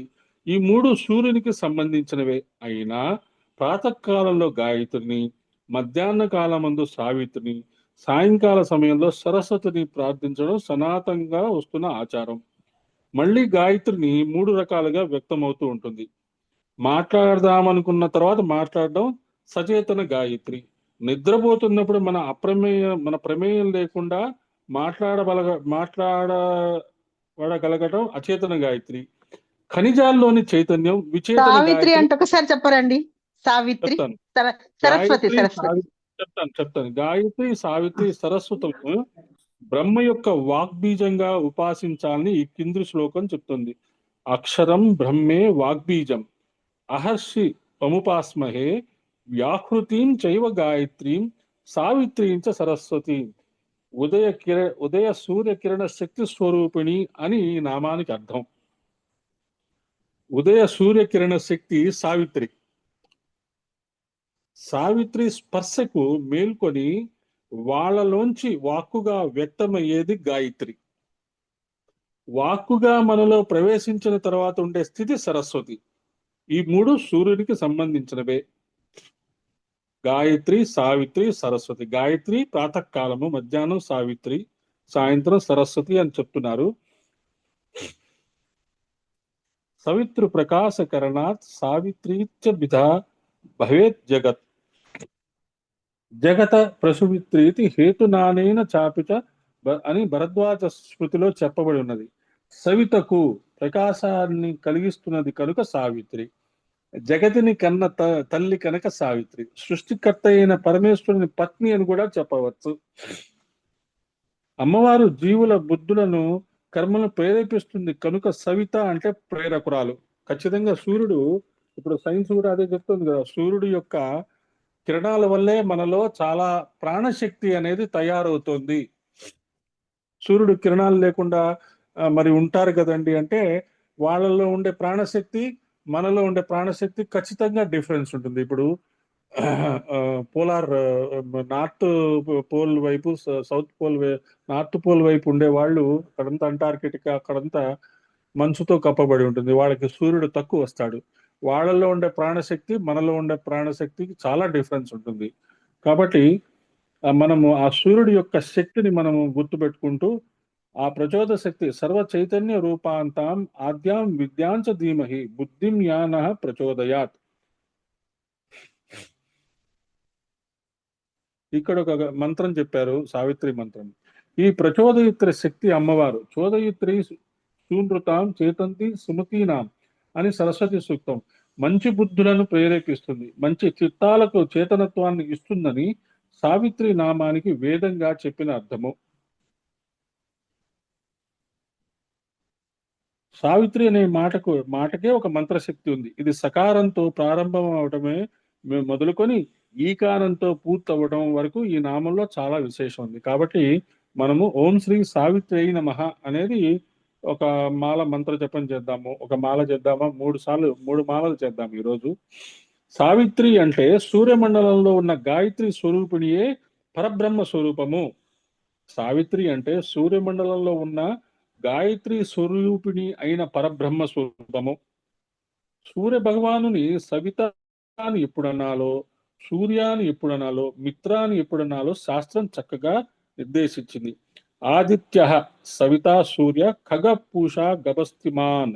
భాష్యాన్ని సాయనాచార్యులు చెప్తూ ఉదయాత్ పూర్వభాగి సవిత, ఉదయించడానికి కాస్త ముందు కాలంలో సూర్య భగవానుని సవిత అంటారు. సవిత అన్నప్పుడు సావిత్రిని ఉపాసించవలసిన కాలం అక్కడే చెప్పబడింది. తర్వాత ఆదిత్య అవుతుంది. మొత్తం రోజంతా ఉంటే ఉదయం నుండి సాయంకాలం వరకు ఉన్న స్వామిని సూర్య అంటారు. రకరకాలుగా చెప్తున్నారు. ఇందాక మనము ప్రాతకాలం సావిత్రి, తర్వాత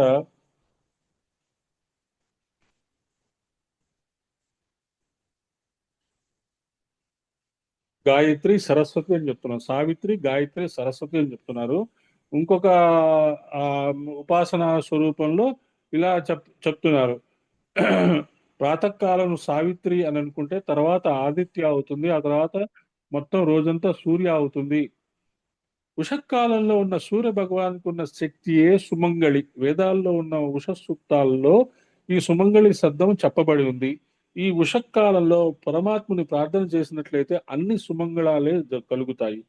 సవితా శబ్దానికి మరొక అర్థం చెప్తూ సవితా సర్వభూతానాం సర్వభావాన్ ప్రసూయతే సవనాత్ పూవనాచ్చేవ సవితా తేన చోచ్యతే. సర్వభూతాలను వాటి యొక్క ఉనికిని కలిగించేవాడు, పవిత్రం చేయువాడు. ఆ సమయంలో ఆ సవిత్రు రూపుడైన సూర్య భగవాన్ని ఎవరు ఉపాసన చేస్తారో వారు పవిత్రులు అవుతారు. స్తవనము అంటే యజ్ఞము, యజ్ఞ స్వరూపురాలు అని సావిత్రికి శబ్దానికి అర్థం చెప్పుకోవచ్చు. సర్వ యజ్ఞాలు సూర్య భగవాను ద్వారా దేవతలకు చేరతాయి. అగ్నిహోత్రము సూర్యుని యొక్క స్వరూపమే. మనం చెప్తాం కదా, దేహిమే హవ్యవాహన అంటాము. అగ్ని మనం యజ్ఞం చేసినప్పుడు అగ్ని హవిస్సుని తీసుకెళ్లి దేవతలకు ఇస్తుంది అని చెప్పుకుంటాం. కాబట్టి మనము ఆ సూర్యుడు కూడా క్యారియరే. సూర్యుడు కూడా అంటే అగ్ని సూర్యకిరణాల ద్వారా దేవతలకి హవిస్సుని అందిస్తుంది. అదే అర్థం చేసుకోండి. సూర్యకిరణాలు ఎప్పుడు ఒక మీడియం అన్నమాట. అవి భగవంతుడికి భక్తుడికి అనుసంధానమైనది. అంబికా దర్బార్ బత్తి అంటాం కదా, అలాగే సూర్యకిరణాలు ఎప్పుడు అదొక లింక్ అన్నమాట. ఒక మీడియం నుంచి ఇంకో మీడియంకి లింకప్ చేస్తాం. అందుకనే మనము సూర్యకిరణాలని క్యాజువల్ గా తీసుకోకుండా గాయత్రి తెల్లవారుజామున మనం తడి బట్టలతో గాయత్రి మంత్రం చేసుకున్న తర్వాత, ప్రాతకాలంలో గాయత్రి మంత్రం చేసుకున్న ఆ తర్వాత మనం సముద్రం దగ్గర కానీ నది దగ్గర కానీ మనము ఓం సూర్యదేవ సహస్రాంశో తేజోరాశే జగత్పతి అనుకంపయమాం భక్త్యా గృణాత్ దివాకర అని చెప్పి అర్ఘ్యం వదిలిన ఇదంతా నీటితో చేసే అత్యద్భుతమైన ప్రక్రియ. ఆ సూర్యుడితో లింకప్ చేసుకునేది. అగ్నిలో వేసిన ఆహుతుల్ని అగ్నిదేవుడు ఆదిత్య మండలానికి తీసుకెళ్తాడట. సూర్యమండలం సర్వదేవాత్మకమైన తేజోమండలం కనుక అక్కడికి చేరితే సర్వదేవతలకు చేరతాయి. మనం ఇప్పుడు అనుకుంటున్నాము, అదే వెంటనే అదే చెప్తున్నారు ఇక్కడ. ఎలా తీసుకెళ్తాడు? అగ్నిదేవుడు ఎలా తీసుకెళ్తాడు? సూర్యమండలానికి తీసుకెళ్తాడు. సూర్యమండలం అంటే ఏదో మనకు కనపడే సూర్యుడు కాదు. సూర్యుడి యొక్క లోకం వేరే ఉంటుంది. ఆ లోకం మనకి కంటికి కనపడదు. ఎలాగైతే మనకి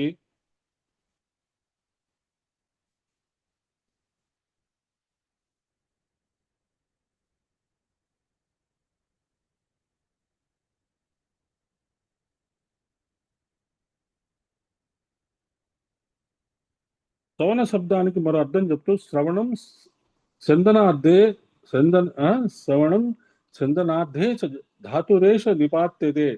శ్రవణము అంటే శ్రవించుట, చందనము అంటే ప్రవహించుట అనే అర్థంలోంచి తీసుకున్నారు. ఆ తేజస్సు శ్రవించి సృష్టి జరుగుతుంది. కాబట్టి సూర్యుడి దగ్గర నుంచే ఆ తేజస్సు సృష్టి కార్యక్రమంలో జరుగుతుంది అని మనం అర్థం చేసుకోవచ్చు. ఓం శ్రీ సావిత్రి నమః అనేది గుర్తుపెట్టుకోండి. సూర్యకిరణాల నుండి అన్ని శక్తులు ప్రసవింపబడుతున్నాయి. సృష్టిస్తున్నది అంటే అర్థము జీవులను సృష్టిస్తున్నదే కాక సర్వశక్తులను తన నుండి సృష్టింపజేస్తున్నది ఆ తల్లి. ఒకప్పుడు నారదులు వారు అమ్మవారిని ఉద్దేశించి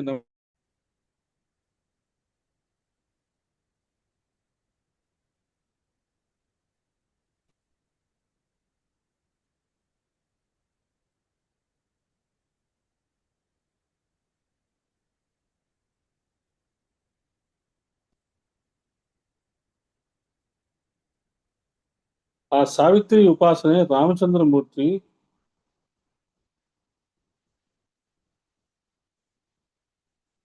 ఆదిత్య హృదయ రూపంతో చేశారని వ్యాఖ్యాతలు తెలియజేశారు.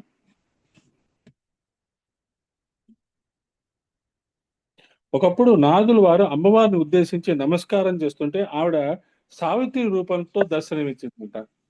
అంటే ఆ నారదుడు ఏదో పని మీద వెళితే నేనే ఆ ప్రపంచాన్ని సావిత్రి రూపంలో నేను నడిపిస్తున్నది నేనే అని చెప్పి నారదుల వారికి ఆవిడ ఆ రూపంలో దర్శనమిచ్చి చెప్తే అప్పుడు నారదుల వారు చెప్పారు. నారదుల వారికి అమ్మవారు అలా దర్శనమిచ్చిన వెంటనే ఆ తల్లి యొక్క వదనం నుంచి సర్వ శాస్త్రాలు గోచరించాయి.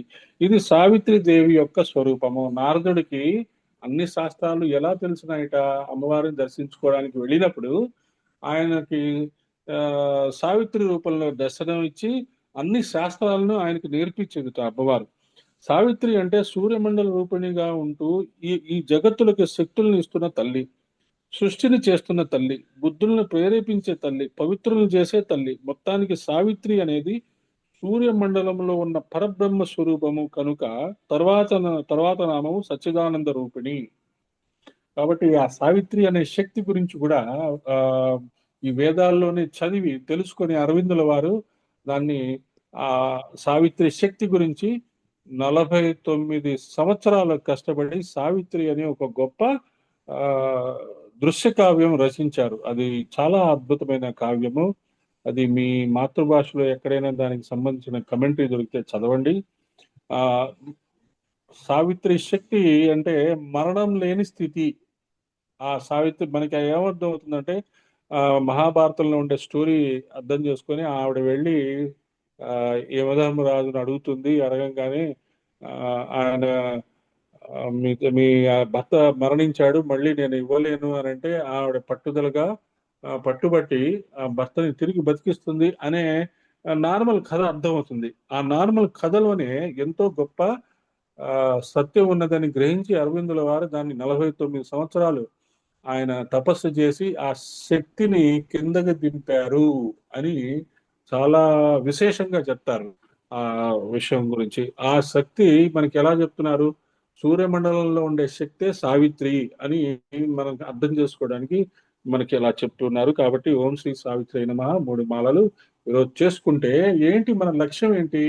ఆ సూర్యమండలంలో ఉండే సావిత్రి శక్తి మనకి అనుభవపూర్వకంగా తెలియాలి. That is most important thing.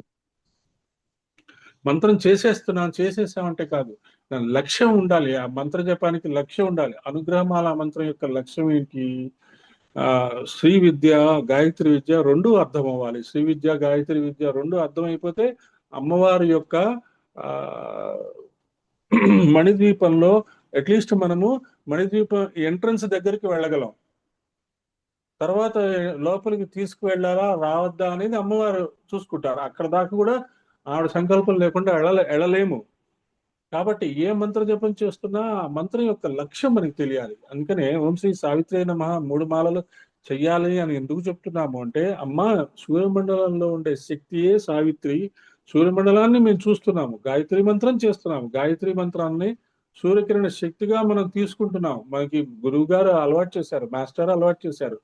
కానీ సావిత్రి శక్తి కూడా మనకి అలవాటు చేస్తే, ఏదైతే రామచంద్రుడికి ఆదిత్య హృదయంగా నువ్వు నేర్పించావో అలాంటి శక్తి కూడా మాకు అలవాటు చేస్తే మేము ఆ గాయత్రి సావిత్రి కుండల్ని లోకి మేము వెళ్ళటానికి, అమ్మవారి యొక్క అనుగ్రహంలోకి మనం వెళ్ళటానికి, అమ్మవారి దగ్గరికి వెళ్ళటానికి మాకు ఒక అవకాశం ఇచ్చిన వారు అవుతారు అనే లక్ష్యంతో మనము ఆ 3 మాల సావిత్రి మంత్ర జపం చేద్దాము. తర్వాత సచ్చిదానంద రూపిణి, శ్రీ సచ్చిదానంద రూపిణి సూర్య మండలాంతర్గత శక్తియే సచ్చిదానంద రూపిణి. కాబట్టి ఏది చెప్పినా మనకి సూర్యుడే సూర్యుడే సూర్యుడే, సూర్యుడు, చంద్రుడు, అగ్ని, సముద్రము, నీరు, గాలి, భూమి, జలము, శాశ్వతమై చైతన్యమై ఆనందమై ఉన్న పరబ్రహ్మ స్వరూపిణి, సచ్చిదానంద రూపిణి, సత్ చిత్తు ఆనందము.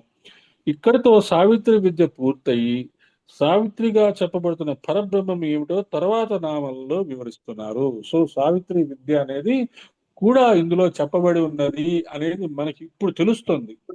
ఎందుకంటే నామం మనం చదువుకుంటూ విశ్లేషించుకుంటూ ఉంటే మనకి తెలుస్తుంది. మరి బాగా డీప్ గా అర్థం అవ్వాలి అని చెప్పి ఒక అప్లికేషన్ ఇచ్చేస్తున్నాం ఈ రోజు అమ్మవారికి. అమ్మ 3 మాలలు ఈరోజు చేస్తున్నాము, మాకు మా అప్లికేషన్ యాక్సెప్ట్ చెయ్యి, మాకు ఇంకా డీప్ నాలెడ్జ్ సావిత్రి గురించి చెప్పు అని చెప్తే అప్పుడు మనకి ఆ సచ్చిదానంద రూపిణి విషయం అర్థమవుతుంది.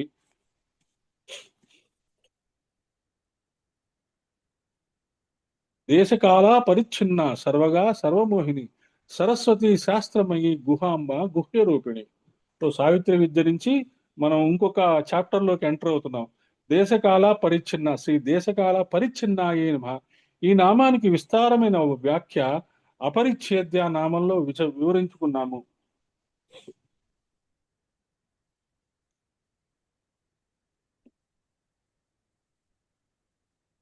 దేనినైనా నిర్దేశించాలంటే దేశము కాలము అనేది పెద్ద కొలత. ఎంత ప్రాంతం ఉన్నది, ఎంత కాలం ఉన్నది అని సృష్టిలో ప్రతి వస్తువుకు ఉంటుంది. ప్రతి దానికి అది స్థాపించిన తేదీ లేదా పుట్టిన సమయమైనా ఉంటాయి. పుట్టిన తేదీ అంటే వెంటనే మరో తేదీ కూడా సిద్ధంగా ఉంటుంది. సృష్టిలో ప్రతి దానికి 2 ఉంటాయి. ఈ మధ్యలో కూడా మనం ఎక్కడెక్కడ ఏ ప్రాంతాల్లో ఉన్నామో, ఏ ఏ సమయాల్లో ఉన్నామో అని చెప్తూ ఉంటాం, తెలుసుకుంటూ ఉంటాం.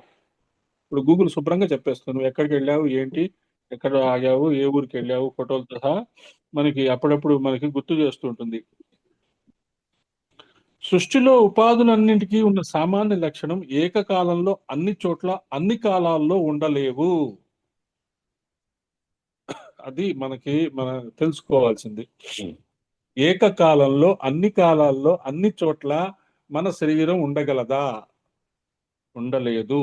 ఇంకా అది ఏకానైకో తమస్మి అని కానీ లేదు, టెలిపోర్టేషను లేదా టెలిపతియో లేకపోతే ఇలాంటివన్నీ ఇంకా మనకి సాధ్యంలోకి రాలేదు. కానీ అమ్మవారు అలా కాదు. సర్వకాలముల యందు సర్వదేశముల యందు వ్యాపించిన సత్యం, జ్ఞానం, అనంతం బ్రహ్మ సచిదానంద రూపిణి అని ప్రతిపాదన చేస్తూ ఆ తత్వాన్ని అవగాహన చేసుకోవడం కోసం, విచారణ కోసం తర్వాత నామాల్లో వివరిస్తున్నారు. అది దాని గురించి మనకి ఇప్పుడు ఆ దేశకాల పరిచ్ఛిన్న ఆవిడకి ఎటువంటి బార్డర్స్ లేవండి. ఆవిడ అన్ని చోట్ల ఉన్నారు.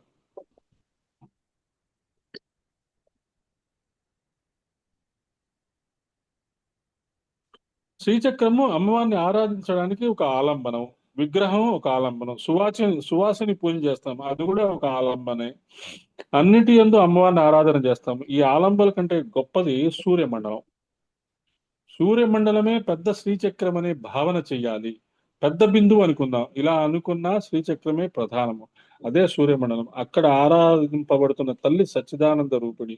ఎప్పుడైతే దేశకాలపు కొలతలు లేవో ఇంకా సర్వగా అని తర్వాత నామంలో చెప్తున్నారు. సో సూర్యమండలం మనకి ఇంపార్టెంట్. ఎలాగో మనం గాయత్రి ధ్యానం అది చేసుకున్నప్పుడు సూర్యుడిని ఇంపార్టెంట్ గా చూసుకుంటాము. రోజు మనం అర్ఘ్యం వదులుతాము. అర్ఘ్యం వదలటానికి మీరు మార్నింగ్ గాయత్రి మంత్రం చేసుకున్న పూజ చేసుకున్న తర్వాత తులసి కోటలోనో లేదా సూర్యుడిని చూస్తూ అంటే మన చేతుల్లో నీళ్లు తీసుకొని అలా అర్ఘ్యం వదలటం బాగా అలవాటు చేసుకోవాలి. అలవాటు చేసుకుంటే మనం సూర్యుడితో డైలీ మన సూర్యారాధనలో ఉండడం చాలా ఇంపార్టెంట్. అది బాగా గుర్తుపెట్టుకోండి. శ్రీ సర్వగాయే నమః. అంతటా ఉండున్నది గమనం చేయనది. గమనం అంటే వ్యాపించడమే. సచిదానంద రూపిణి అయిన తత్వము దేశకాలపు కొలతల్లో ఇమడదు కనుక తల్లి సర్వగా. సర్వము నా స్థానాలే అయినప్పుడు ఏ కాలంలో పూజించాలన్నా అన్నావే, అన్ని కాలాలు నావే. వ్రతాచరణ చేయడానికి ఫలానా కాలం అని లేదు. ఏ కాలమైనా వ్రతం చేసుకోవచ్చు. చాలా క్లియర్ గా చెప్పారు. అంతా నేనే అన్నప్పుడు మా ఇంట్లో వాళ్ళు పోయారు నేను చేసుకోవచ్చా, మా ఇంట్లో వీళ్ళు పోయారు నేను చేసుకోవచ్చా, నాకు మంత్లీ ప్రాబ్లం ఉంది అప్పుడు చేసుకోవచ్చా, చేసుకోండి. ఏమి ఇబ్బంది లేదు. ఇతరులకి ఇబ్బంది లేకుండా ఉన్నంత మటుకు మీరు ఏం చేసుకున్నా తప్పేమీ లేదు. అది బాగా అర్థం చేసుకోండి. ఇప్పుడు మన ఇంట్లో ఎవరైనా ఇబ్బంది పడి ఉన్నారు, మనకి ఆ పట్టింపులు లేవు, ఇతరులకు పట్టింపులు ఉన్నాయి అనుకోండి, వాళ్ళని గౌరవించాలి. నాకు ఆ పట్టింపులు లేవు, మీకు ఆ పట్టింపులు ఉండకూడదు అని చెప్పి వాళ్ళని ఇబ్బంది పెట్టకూడదు.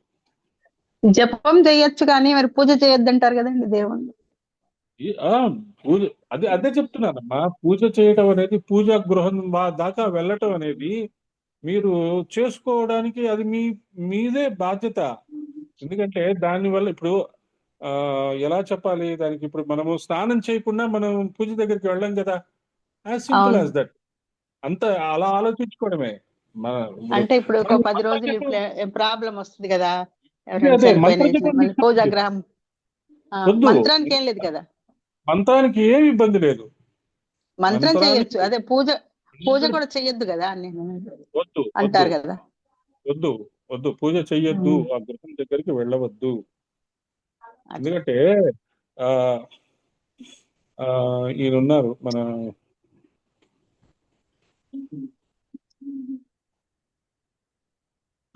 దత్తాత్రేయుడు, టెంబే స్వామి వారు ఒకసారి ఇలాగే ఆ రోజు నిత్య పూజ చేయడానికి గృహంలోకి వెళ్ళబోయారట. పూజా గృహం దగ్గరికి వెళ్ళబోయారట.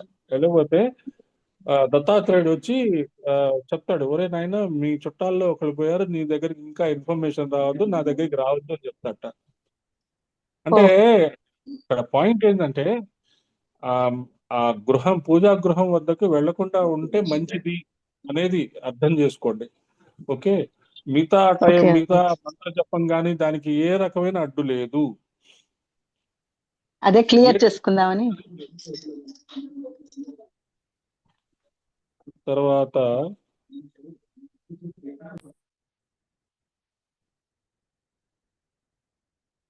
అమ్మ ముందుగా సిద్ధాంతమే ప్రతిపాదన చేసింది. అంటే ఈయన ఇచ్చిన కమెంటరీలో అలా చెప్పాడు. ఈయన చాలా పర్టికులర్, ఈయన చాలా నిష్ఠాగరిష్ఠుడు. ఎవ్వరూ చెప్పరు పూజ అంటే ఏదైనా ఉంటే పూజా గ్రహం దగ్గరికి వెళ్ళమని ఎవరు చెప్పరు. ఆ అది మనం ఖచ్చితంగా అర్థం చేసుకోవాల్సిన విషయమే.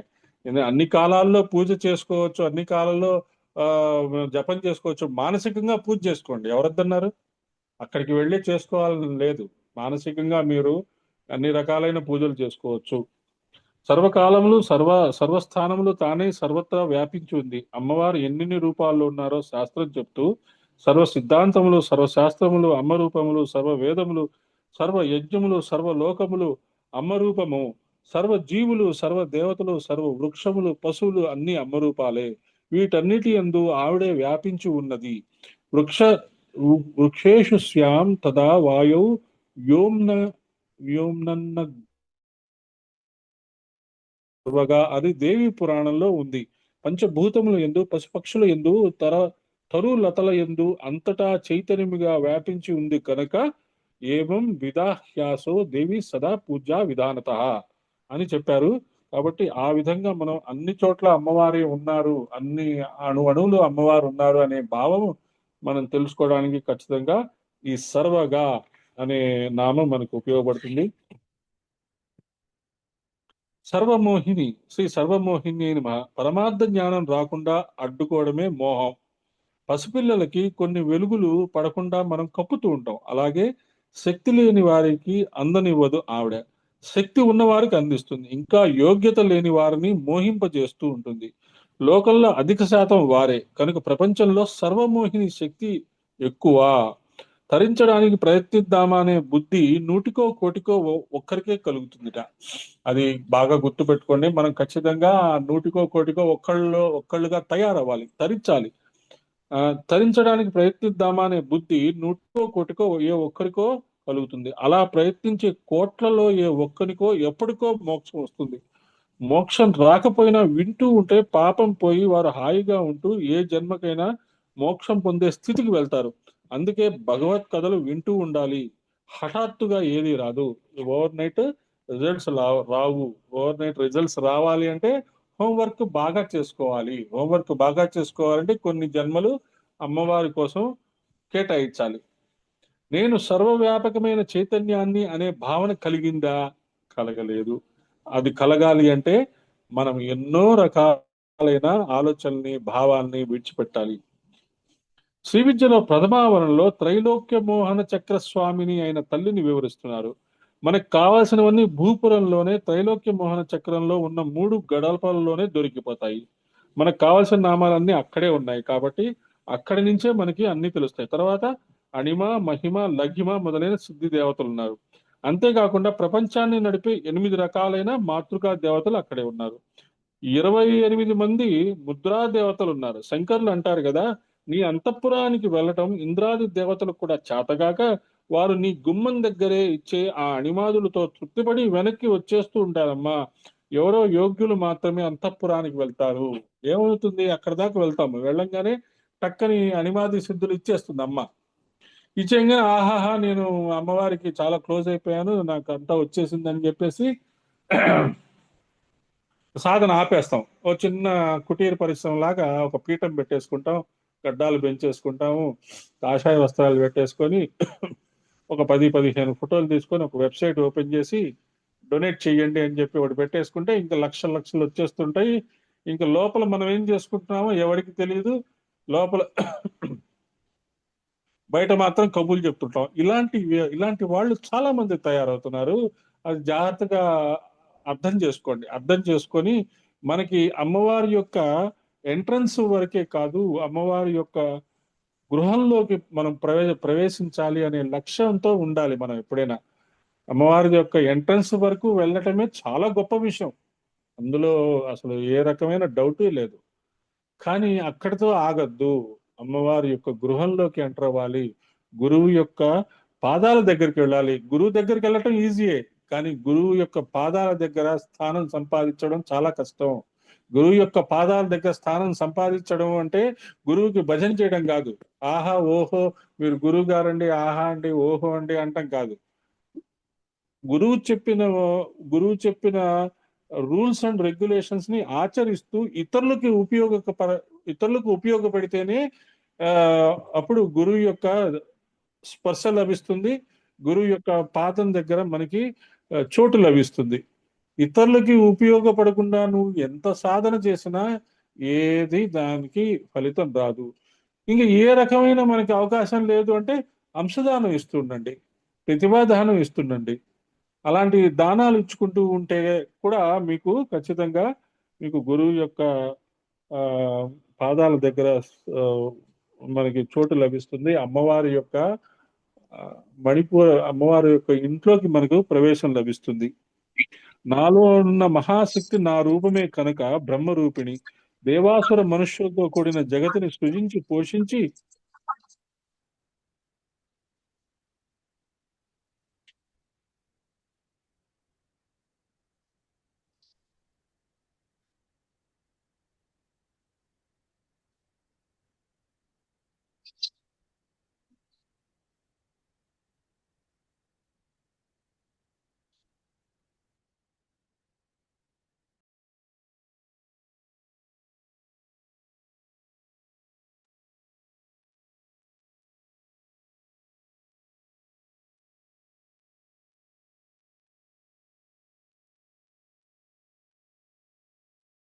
సరస్వతి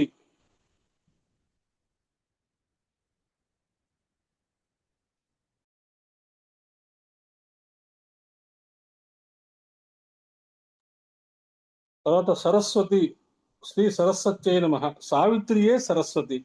త్రిసంధ్యల్లో అమ్మవారికి 3 పేర్లు ఉన్నాయి. ప్రాతకాలంలో గాయత్రి, మధ్యాహ్న కాలంలో సావిత్రి, సాయంకాలంలో సరస్వతి.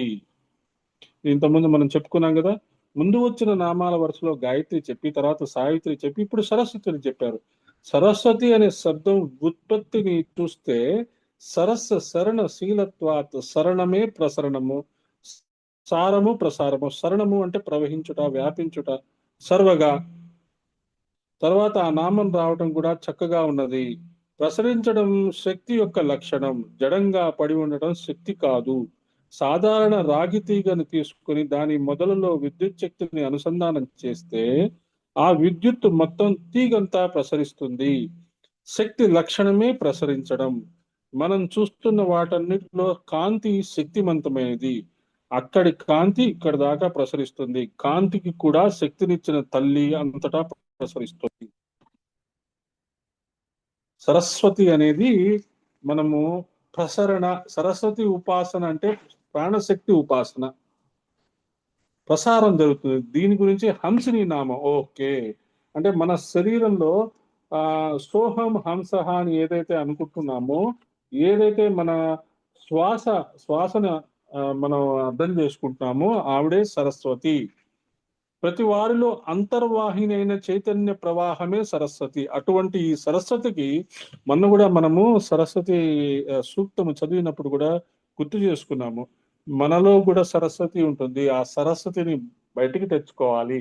అలాగే భారతదేశంలో సరస్వతి అంతర్వాహినిగా ఉంది, ఇప్పటికీ అంతర్వాహినిగా ఉంది. దాన్ని బయటికి తెచ్చుకోవాలి. అటువంటి ప్రయత్నాలే బ్రాహ్మీ శక్తికి మనం చేసే ప్రయత్నము. బ్రహ్మకి టెంపుల్స్ లేవు అంటే బ్రహ్మకి శాపం కాదు. బ్రహ్మ శక్తి ఇంకా దిగల. బ్రహ్మ ఏం చేశాడు? సృష్టి చేసేసి వేరే సోలార్ సిస్టమ్కి వెళ్ళిపోయాడు.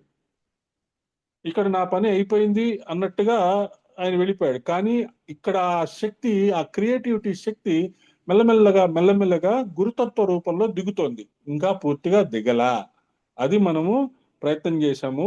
ప్రతి వారిలో అంతర్వాహిని అయిన చైతన్య ప్రవాహమే సరస్వతి. అటువంటి ఈ సరస్వతికి అనేక రూపములు ఉన్నాయని చెప్తూ అంబితమే, నదీతమే, దేవితమే సరస్వతి అన్నారు.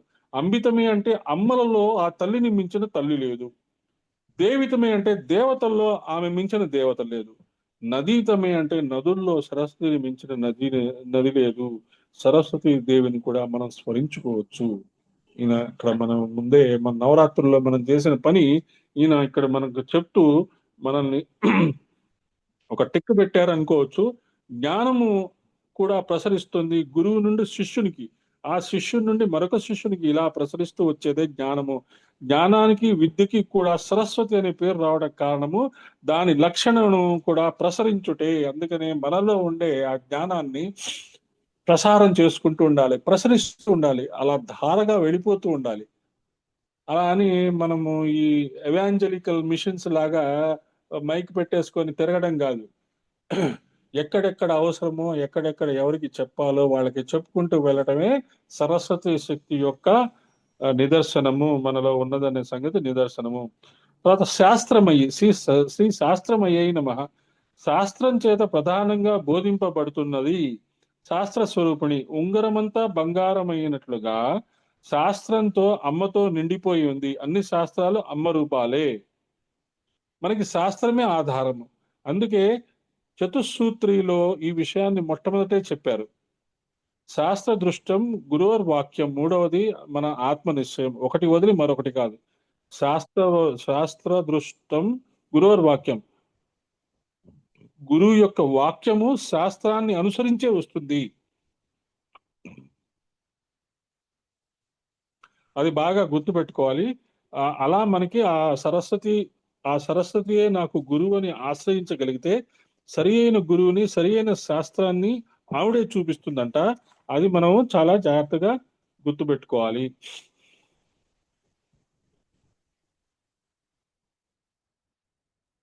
సరస్వతి శాస్త్రమయ్యి అంటే జ్ఞానాది దేవత. ఆ జ్ఞానాది దేవతే లలిత మహా త్రిపుర సుందరి. అంత జ్ఞానాది దేవతకి బిడ్డ ఎంత గొప్పవాడై ఉంటాడు. ఆయన కూడా బ్రహ్మ విద్యల్లో కల్లా గొప్పవాడైన వాడు. తర్వాత గుహాంబ. ఓం శ్రీ గుహాంబాయే నమః. గుహుడు అంటే సుబ్రహ్మణ్యుడు, మనకి బాగా దగ్గరైన వ్యక్తి సుబ్రహ్మణ్యుడు. ఎందుకంటే మన అమ్మవారిని బాగా పూజిస్తాం కాబట్టి అమ్మవారి యొక్క పిల్లలు మనకి ఖచ్చితంగా మనకి దగ్గరైన వాడు. మనం సుబ్రహ్మణ్య షష్ఠి చేసుకుంటున్నాం. మీరు ఆన్లైన్ సుబ్రహ్మణ్య షష్ఠికి అప్పుడప్పుడు కలుస్తూ సుబ్రహ్మణ్య షష్ఠికి సంబంధించిన శ్లోకం కూడా చదువుకుంటున్నారు. సుబ్రహ్మణ్యుడితో మనము ఎప్పుడు లింకప్ అయి ఉండాలి. ఆయనే రమణ మహర్షి. కాబట్టి గుహ్యాంబ అంటే గుహుడు అంటే సుబ్రహ్మణ్యుడు. శివశక్తుల ఏకత్వం ఆయన దగ్గర సిద్ధిస్తుంది. సుబ్రహ్మణ్యుని కనుక మనం సాధన చేస్తే శివశక్తుల ఏకత్వం మనకి సిద్ధిస్తుందట. శ్రీ విద్యలో ప్రధానమైన 12 మందిలో ఆయన ఒకడు. అమ్మ విద్యకు అయ్య విద్యకు కూడా ఆయన దిట్ట.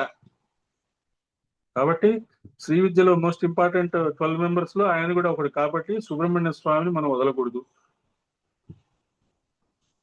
ఈ స్వామికి గురు గుహ అనే పేరు కూడా ఉన్నది. ముత్తుస్వామి దీక్షితుల వారు ఈయన దయవల్లే అమ్మ అనుగ్రహం పొందారు.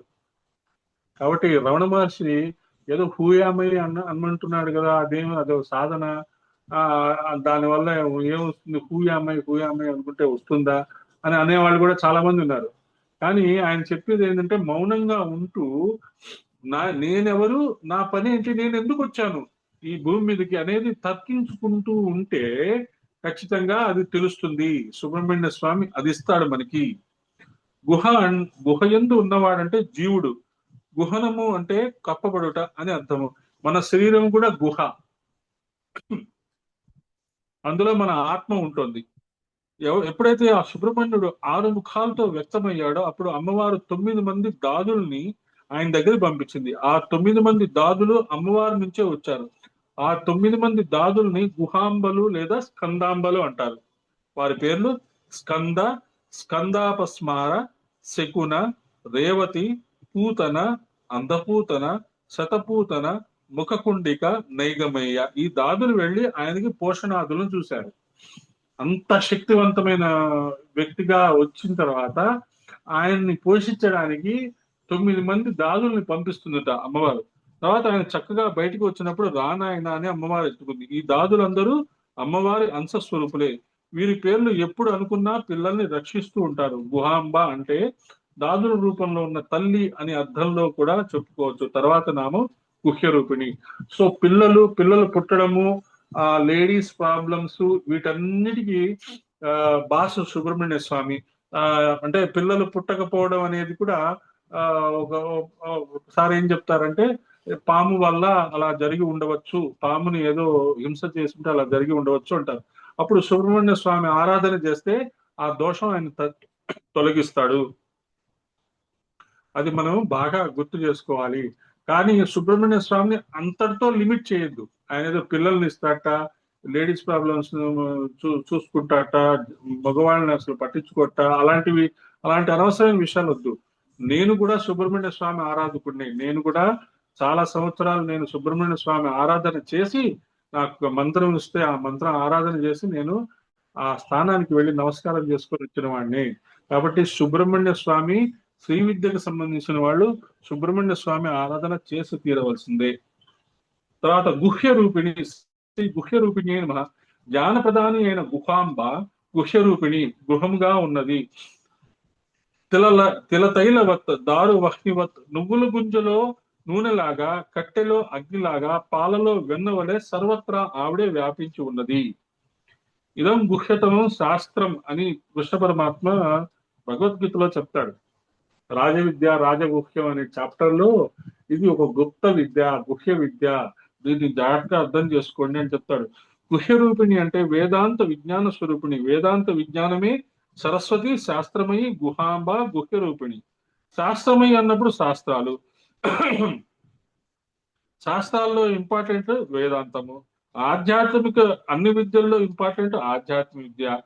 అన్ని విద్యల్లో గొప్పది వేద విద్య. వేదాల్లో ఉండేది వేద శాస్త్రము. వేదాంతమే సీక్రెట్ సైన్స్. ఆ సీక్రెట్ సైన్స్ ని మనం అర్థం చేసుకోవడమే గుహ్య విద్య. గురుమూర్తి ధరాం గుహ్యాం గుహ్య విజ్ఞాన రూపిణి, గుహ్య భక్త జనప్రీతాం గుహాయాం నిహితాం నుమః. ఇది సూత్ర సంహితలో ఉన్న వ్యాఖ్యం. గురుమూర్తి ధరించినది గుహ్యమైనది, గుహ్య విజ్ఞాన రూపంలో ఉన్నది. గురువు యొక్క గురువు ద్వారా మనకి గుహ్యారాధన నేర్పించే తల్లి కాబట్టి గుహ్య రూపిణి అని చెప్పుకోవచ్చు. అంతర్యాగం, రహోయాగం అత్యంత ప్రధానం. అంతర్ముఖ సమారాధ్య, బహిర్ముఖ సుదుర్లభ, అంతర్యాగము ఇలాంటివన్నీ సీక్రెట్ థింగ్స్ అన్నమాట. చాలా దగ్గర వాళ్ళకి అమ్మ దగ్గరుండి నేర్పిస్తుంది, గురువుని పంపించి నేర్పిస్తుంది. అలాంటివి కూడా మనం చేసుకుంటున్నాం. మన శుక్రవార సాధనలో కానీ మన మెడిటేషన్స్ లో కానీ మనం ఖచ్చితంగా అలాంటివి నేర్చుకుంటున్నాం, చేసుకుంటున్నాము. హృల్లేఖ మంత్రం అంటే హ్రీంకారమే. హ్రీం శ్రీం క్లీం. క్లీం మనం చేశాము, హ్రీం బీజాక్షరం లక్ష్య చేశాము, ఈసారి క్లీం చేశాము. నేను కూడా చేశాను, నేను కూడా కంప్లీట్ చేసుకున్నాను. క్లీం విదిన్ 9 days లోనే కంప్లీట్ చేసుకున్నాను. కానీ హ్రీం అంటే సిగ్గు, బిడియము, ముడుచుకుపోవడం, తెరుచుకోవడం అంటే బహిర్ముఖత్వం. ముడుచుకుపోవడం అంటే అంతర్ముఖత్వం, అంతర్ముఖం అయిపోవడం. అంటే తాబేలుని టచ్ చేయగానే ఏం చేస్తుంది?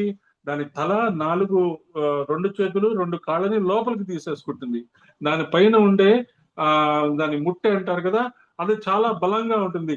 కర్రలతో కొట్టినా దానికి ఏం కాదు. మనం కూడా ఏదైనా రాగానే మన పంచేంద్రియాలని మనము అలా లోపలికి కనుక తీసుకుంటే మనకి ఎటువంటి ఇబ్బందులు మనల్ని ఏం చేయలేవు. అది మనము నేర్చుకుంటాము. హ్రీం అనేది మనకి తొందరగా హృదయంలోకి తీసుకువెళ్లే బీజం కనుక హృల్లేఖ. కాబట్టి హ్రీం బీజ సాధకులు అది అర్థం చేసుకోవాలి. ఈ హ్రీం అనే హృల్లేఖ మంత్రం లోపల ఎవరున్నారో ఆవిడే గుహ్య రూపిణి, హ్రీంకార రూపిణి. హ్రీంకారం లోపల అంతర్యామిగా ఉన్నది. ఇక్కడ త్రిశతిలో ఉన్న హ్రీంకార నామాలన్నీ గ్రహించవచ్చు.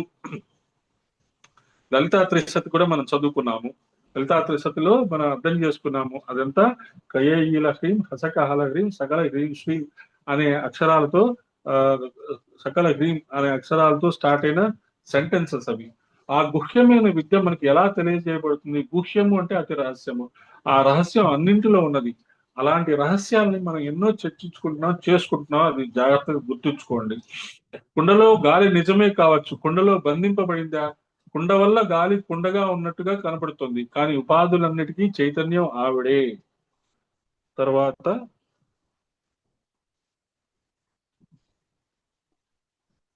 ఒక్క నామం సర్వోపాధి వినుర్ముక్త. శ్రీ సర్వోపాధి వినుర్ముక్త అయిన సరస్వతి శాస్త్రమయి నుండి మోహిని విద్య ఆవిడే.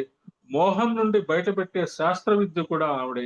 శాస్త్ర విద్యలు ముందుగా ధర్మ ప్రకారం నడిపిస్తూ సిద్ధుల్ని చేస్తూ, అంటే ప్రొసీజర్, మనకి ఒక ప్రొసీజర్ చెప్పారు. ఆ ప్రొసీజర్ ప్రకారం ఉండాలి. మనము లోకి వెళ్ళొద్దు అన్నారు. ఆ ప్రొసీజర్ ఫాలో అవుతాము. అలాగని మనం మంత్రజపం దూరం అయిపోతే మంత్రజపానికి దూరం అయిపోతాం. కాబట్టి అంతర్ముఖంగా మంత్రజపం చేసుకోవచ్చు. ఇంట్లో ఏదైనా విపత్తులు జరిగితే పూజా గదిలోకి వెళ్ళొద్దు అన్నారు. ఓకే, కానీ మనం అంతర్జపం మాత్రం మిస్ అవ్వద్దు. అది మనకి చాలా జాగ్రత్తగా గుర్తు. ధర్మ ప్రకారం ధర్మాన్ని మనం నిర్వర్తించాలి.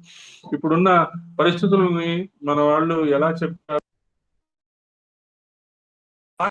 అంటే మన సనాతన ధర్మం బతికి ఉంటుంది.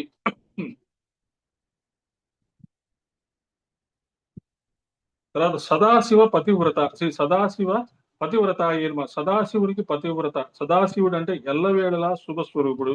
ఈ సదాశివుడు తురీయ తత్వం, మోక్ష ప్రదాయకుడు. ఈశ్వర పంచకృత్యాల్లో అనుగ్రహ కృత్యం చేసేవాడు సదాశివుడు. జీవునికి సంబంధించి తిరోధానము మోహము, అనుగ్రహము మోక్షము.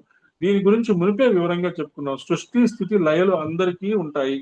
బంధం అనేది కూడా అందరికీ ఉంటుంది. మోక్షం అనేది కొందరికో ఉంటుంది. ఇందాక చెప్పుకున్నాం కదా, చాలా కొద్ది మంది ఈ మోక్షం కోసం ప్రయత్నం చేస్తారు. కానీ ఆ కొద్ది మందిలో మనం ఉన్నాము అనేది మనం గుర్తుపెట్టుకోవాలి. ఎందుకంటే మన లలితా సహస్రనామాన్ని చాలా వివరంగా అర్థం చేసుకోవడానికి ప్రయత్నం చేస్తున్నాము. మనకి ముందుకు వెళ్తున్నాము, సాధనలో ముందుకు వెళ్తున్నాము అనేది మనం బాగా గుర్తుపెట్టుకోవాలి. సర్వోపాధి వినిర్ముక్త పక్కన సరైన పదం సదాశివ పతివ్రత. సర్వోపాధి వినిర్ముక్త అనే మాటలో ముక్త అంటే మోక్షము, మోక్షప్రదాయకుడైన శివుని యొక్క పతివ్రత అని ఒక అర్థము. నిత్యుడైన పరమాత్ముని సతి కూడా నిత్య సత్య స్వరూపుడి. సదాశివ అని చెప్పినప్పుడు మిగిలిన 4 కృత్యాలు అందులో ఉన్నాయి. పతివ్రత ఆయన ధర్మానికి సహకరించున్నది. వారిద్దరి మధ్య సమన్వయం, భర్త భార్యల మధ్య సమన్వయం, హార్మనీ ఉండాలి. అదే పతివ్రత అనే లక్షణం. ఆ హార్మనీ ఇద్దరు ఆలోచించుకొని డిస్కస్ చేసుకొని ఒక డెసిషన్ లోకి వచ్చేసారనుకోండి, ఇంకా అదే కరెక్ట్ గా యాక్సెప్టబుల్ గా మన లైఫ్ ని ముందుకు తీసుకెళ్తుంటే అన్ని చక్కగా సర్దుకుంటాయి, ప్రాబ్లమ్స్ ఉండవు. సంప్రదాయేశ్వరి శ్రీ సంప్రదాయేశ్వరి అయిన సంప్రదాయములకు నియామకురాలు, నియమాలను ఏర్పరిచి వాటి ప్రకారం నడిపించినది. మన సంప్రదాయాలన్నీ మనం పాటిస్తూ ఉన్నాం కాబట్టి మనకి ఆ సంప్రదాయేశ్వరి అయిన మహా అనేది మనకి బాగా అర్థం చేసుకుంటున్నాము. శ్రీ విద్య మనకి తెలియాలంటే సంప్రదాయం ద్వారానే తెలుసుకోవాలి. శ్రీ విద్య ఉపాసనే ఒక సంప్రదాయం. పూర్వం పరమేశ్వరం చేత ఆ సంప్రదాయాన్ని ఏర్పాటు చేసినది పతివ్రత అయిన అమ్మ. సదాశివ పతివ్రత అన్నప్పుడు మోక్షకారకుడైన సదాశివునికి పతివ్రతగా ఉంటూ మోక్షకరమైన విద్యను ఇవ్వమని ఆయన చేత నిర్మింపజేసింది ఇది శ్రీ విద్య. సదాశివ సమారంభం శంకరాచార్య మధ్యమావ నమస్కారం చేసుకుంటున్నాం. దక్షిణామూర్తి రూపంలో శ్రీ విద్యను ఇచ్చాడు. శ్రీ విద్యకి 2 సంప్రదాయాలు ఉన్నాయి. ఒకటి దక్షిణామూర్తి రూపము, ఇంకోటి ఆనంద భైరవ రూపంతో ఇచ్చారు. ఇద్దరికి నమస్కారం చేసుకుంటాం. 12 మంది శ్రీ విద్యలో స్పెషలిస్టులు అన్నారు, వాళ్ళని తలుచుకుంటాం. ఎవరిని మనం మిస్ చేయము. ఎందుకంటే శ్రీ విద్య నేర్చుకోవడం అంటే అంత ఈజీ కాదు. మనకి దానికి సంబంధించిన విశేషాలన్నీ మనం తెలుసుకొని దానికి సంబంధించిన గురువుల్ని తలుచుకొని అవన్నీ మనం రెగ్యులర్ గా వింటూ వాటి గురించి మనం ప్రాక్టీస్ చేసుకుంటూ ఉంటే మెల్లగా దాంట్లోకి మన ఎంట్రీ లభిస్తుంది.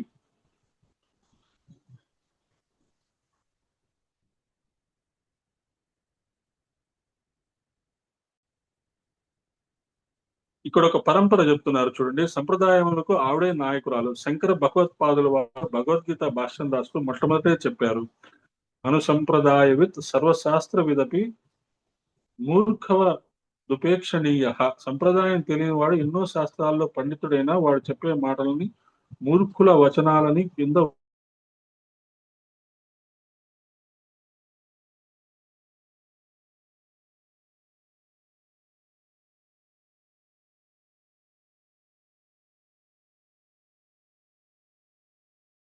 శిష్యం శ్రీ శంకరాచార్య మదాస్య పద్మపాదం చ హస్తామలకం చ శిష్యం తం త్రోటకం వార్తిక కారమన్యాన్ అస్మత్ గురూన్ సంతత మానతోస్మి. ఈ పరంపర ఇలా చెప్పుకున్నారు వాళ్ళు. పంత్ అంటే జ్ఞాని, శాస్త్రవేత్త అని అర్థం. శాస్త్రవేత్తలు జ్ఞానుల మాటలను పాటించి తన్ను నమ్మిన డింగరులను రక్షిస్తుంది. డింగరి అంటే భక్తుడు, శిష్యుడు. అప్పుడప్పుడు కొన్ని తెలుగు పదాలు వాడుతుంటాడు ఆయన. నారాయణ భట్టు దాస్ గారు రాసిన లలితా సహస్రనామంలో ఆదిభట్ల నారాయణ దాస్ గారు లలితా సహస్రనామానికి ఒక భాష్యం రాశారు. ఆ భాష్యంలో ఆయన ఏం చేశాడు, మామూలు వ్యక్తులు వాడుకునే పదాలని వాడి చమత్కారంగా ఒక కావ్యంగా రాసుకుంటూ వస్తాడు. సామవేద షణ్ముఖ శర్మ గారికి ఆయన అంటే చాలా ఇష్టం. ఆ కామన్ గా మాట్లాడే డింగరి ఇలాంటి పదాలను కూడా ఆయన అర్థం చేసుకుని అప్పుడప్పుడు ఆయన తలుచుకుంటూ ఉంటాడు. ఎందుకంటే ఆయన చాలా గొప్ప భక్తుడు. అంత తన యొక్క భక్తిని అలాగా ప్రపంచానికి అందచేయాలని ఆయన ఆ భాషల్లో అలా రాసి నేను తలుచుకుంటూ ఉంటాడు. కాబట్టి ఆ పదాలు అప్పుడప్పుడు మనకి తగులుతూ ఉంటాయి. తమ పెద్దలు ఎగిన దారిని నడుచునెవరికైనా కోరికలు నీడు పాది సాగి. మన పూర్వీకుల నుండి వచ్చిన మంచి పరంపర, దాన్ని పాటించే వారిని ఎవరినైనా అనుగ్రహించి అభిష్టాలను ఇచ్చేది పరమేశ్వరి. మంచి కోరికలు కొనసాగించు వేల్పు అని ఇక్కడ అమ్మవారి గురించి చెప్పారు. ఇక్కడతో మనము సదాశివ పతివ్రత అయిపోయింది, సంప్రదాయేశ్వరి అయిపోయింది. ఈ సంప్రదాయేశ్వరి అయిన మహా అనే దగ్గర మనం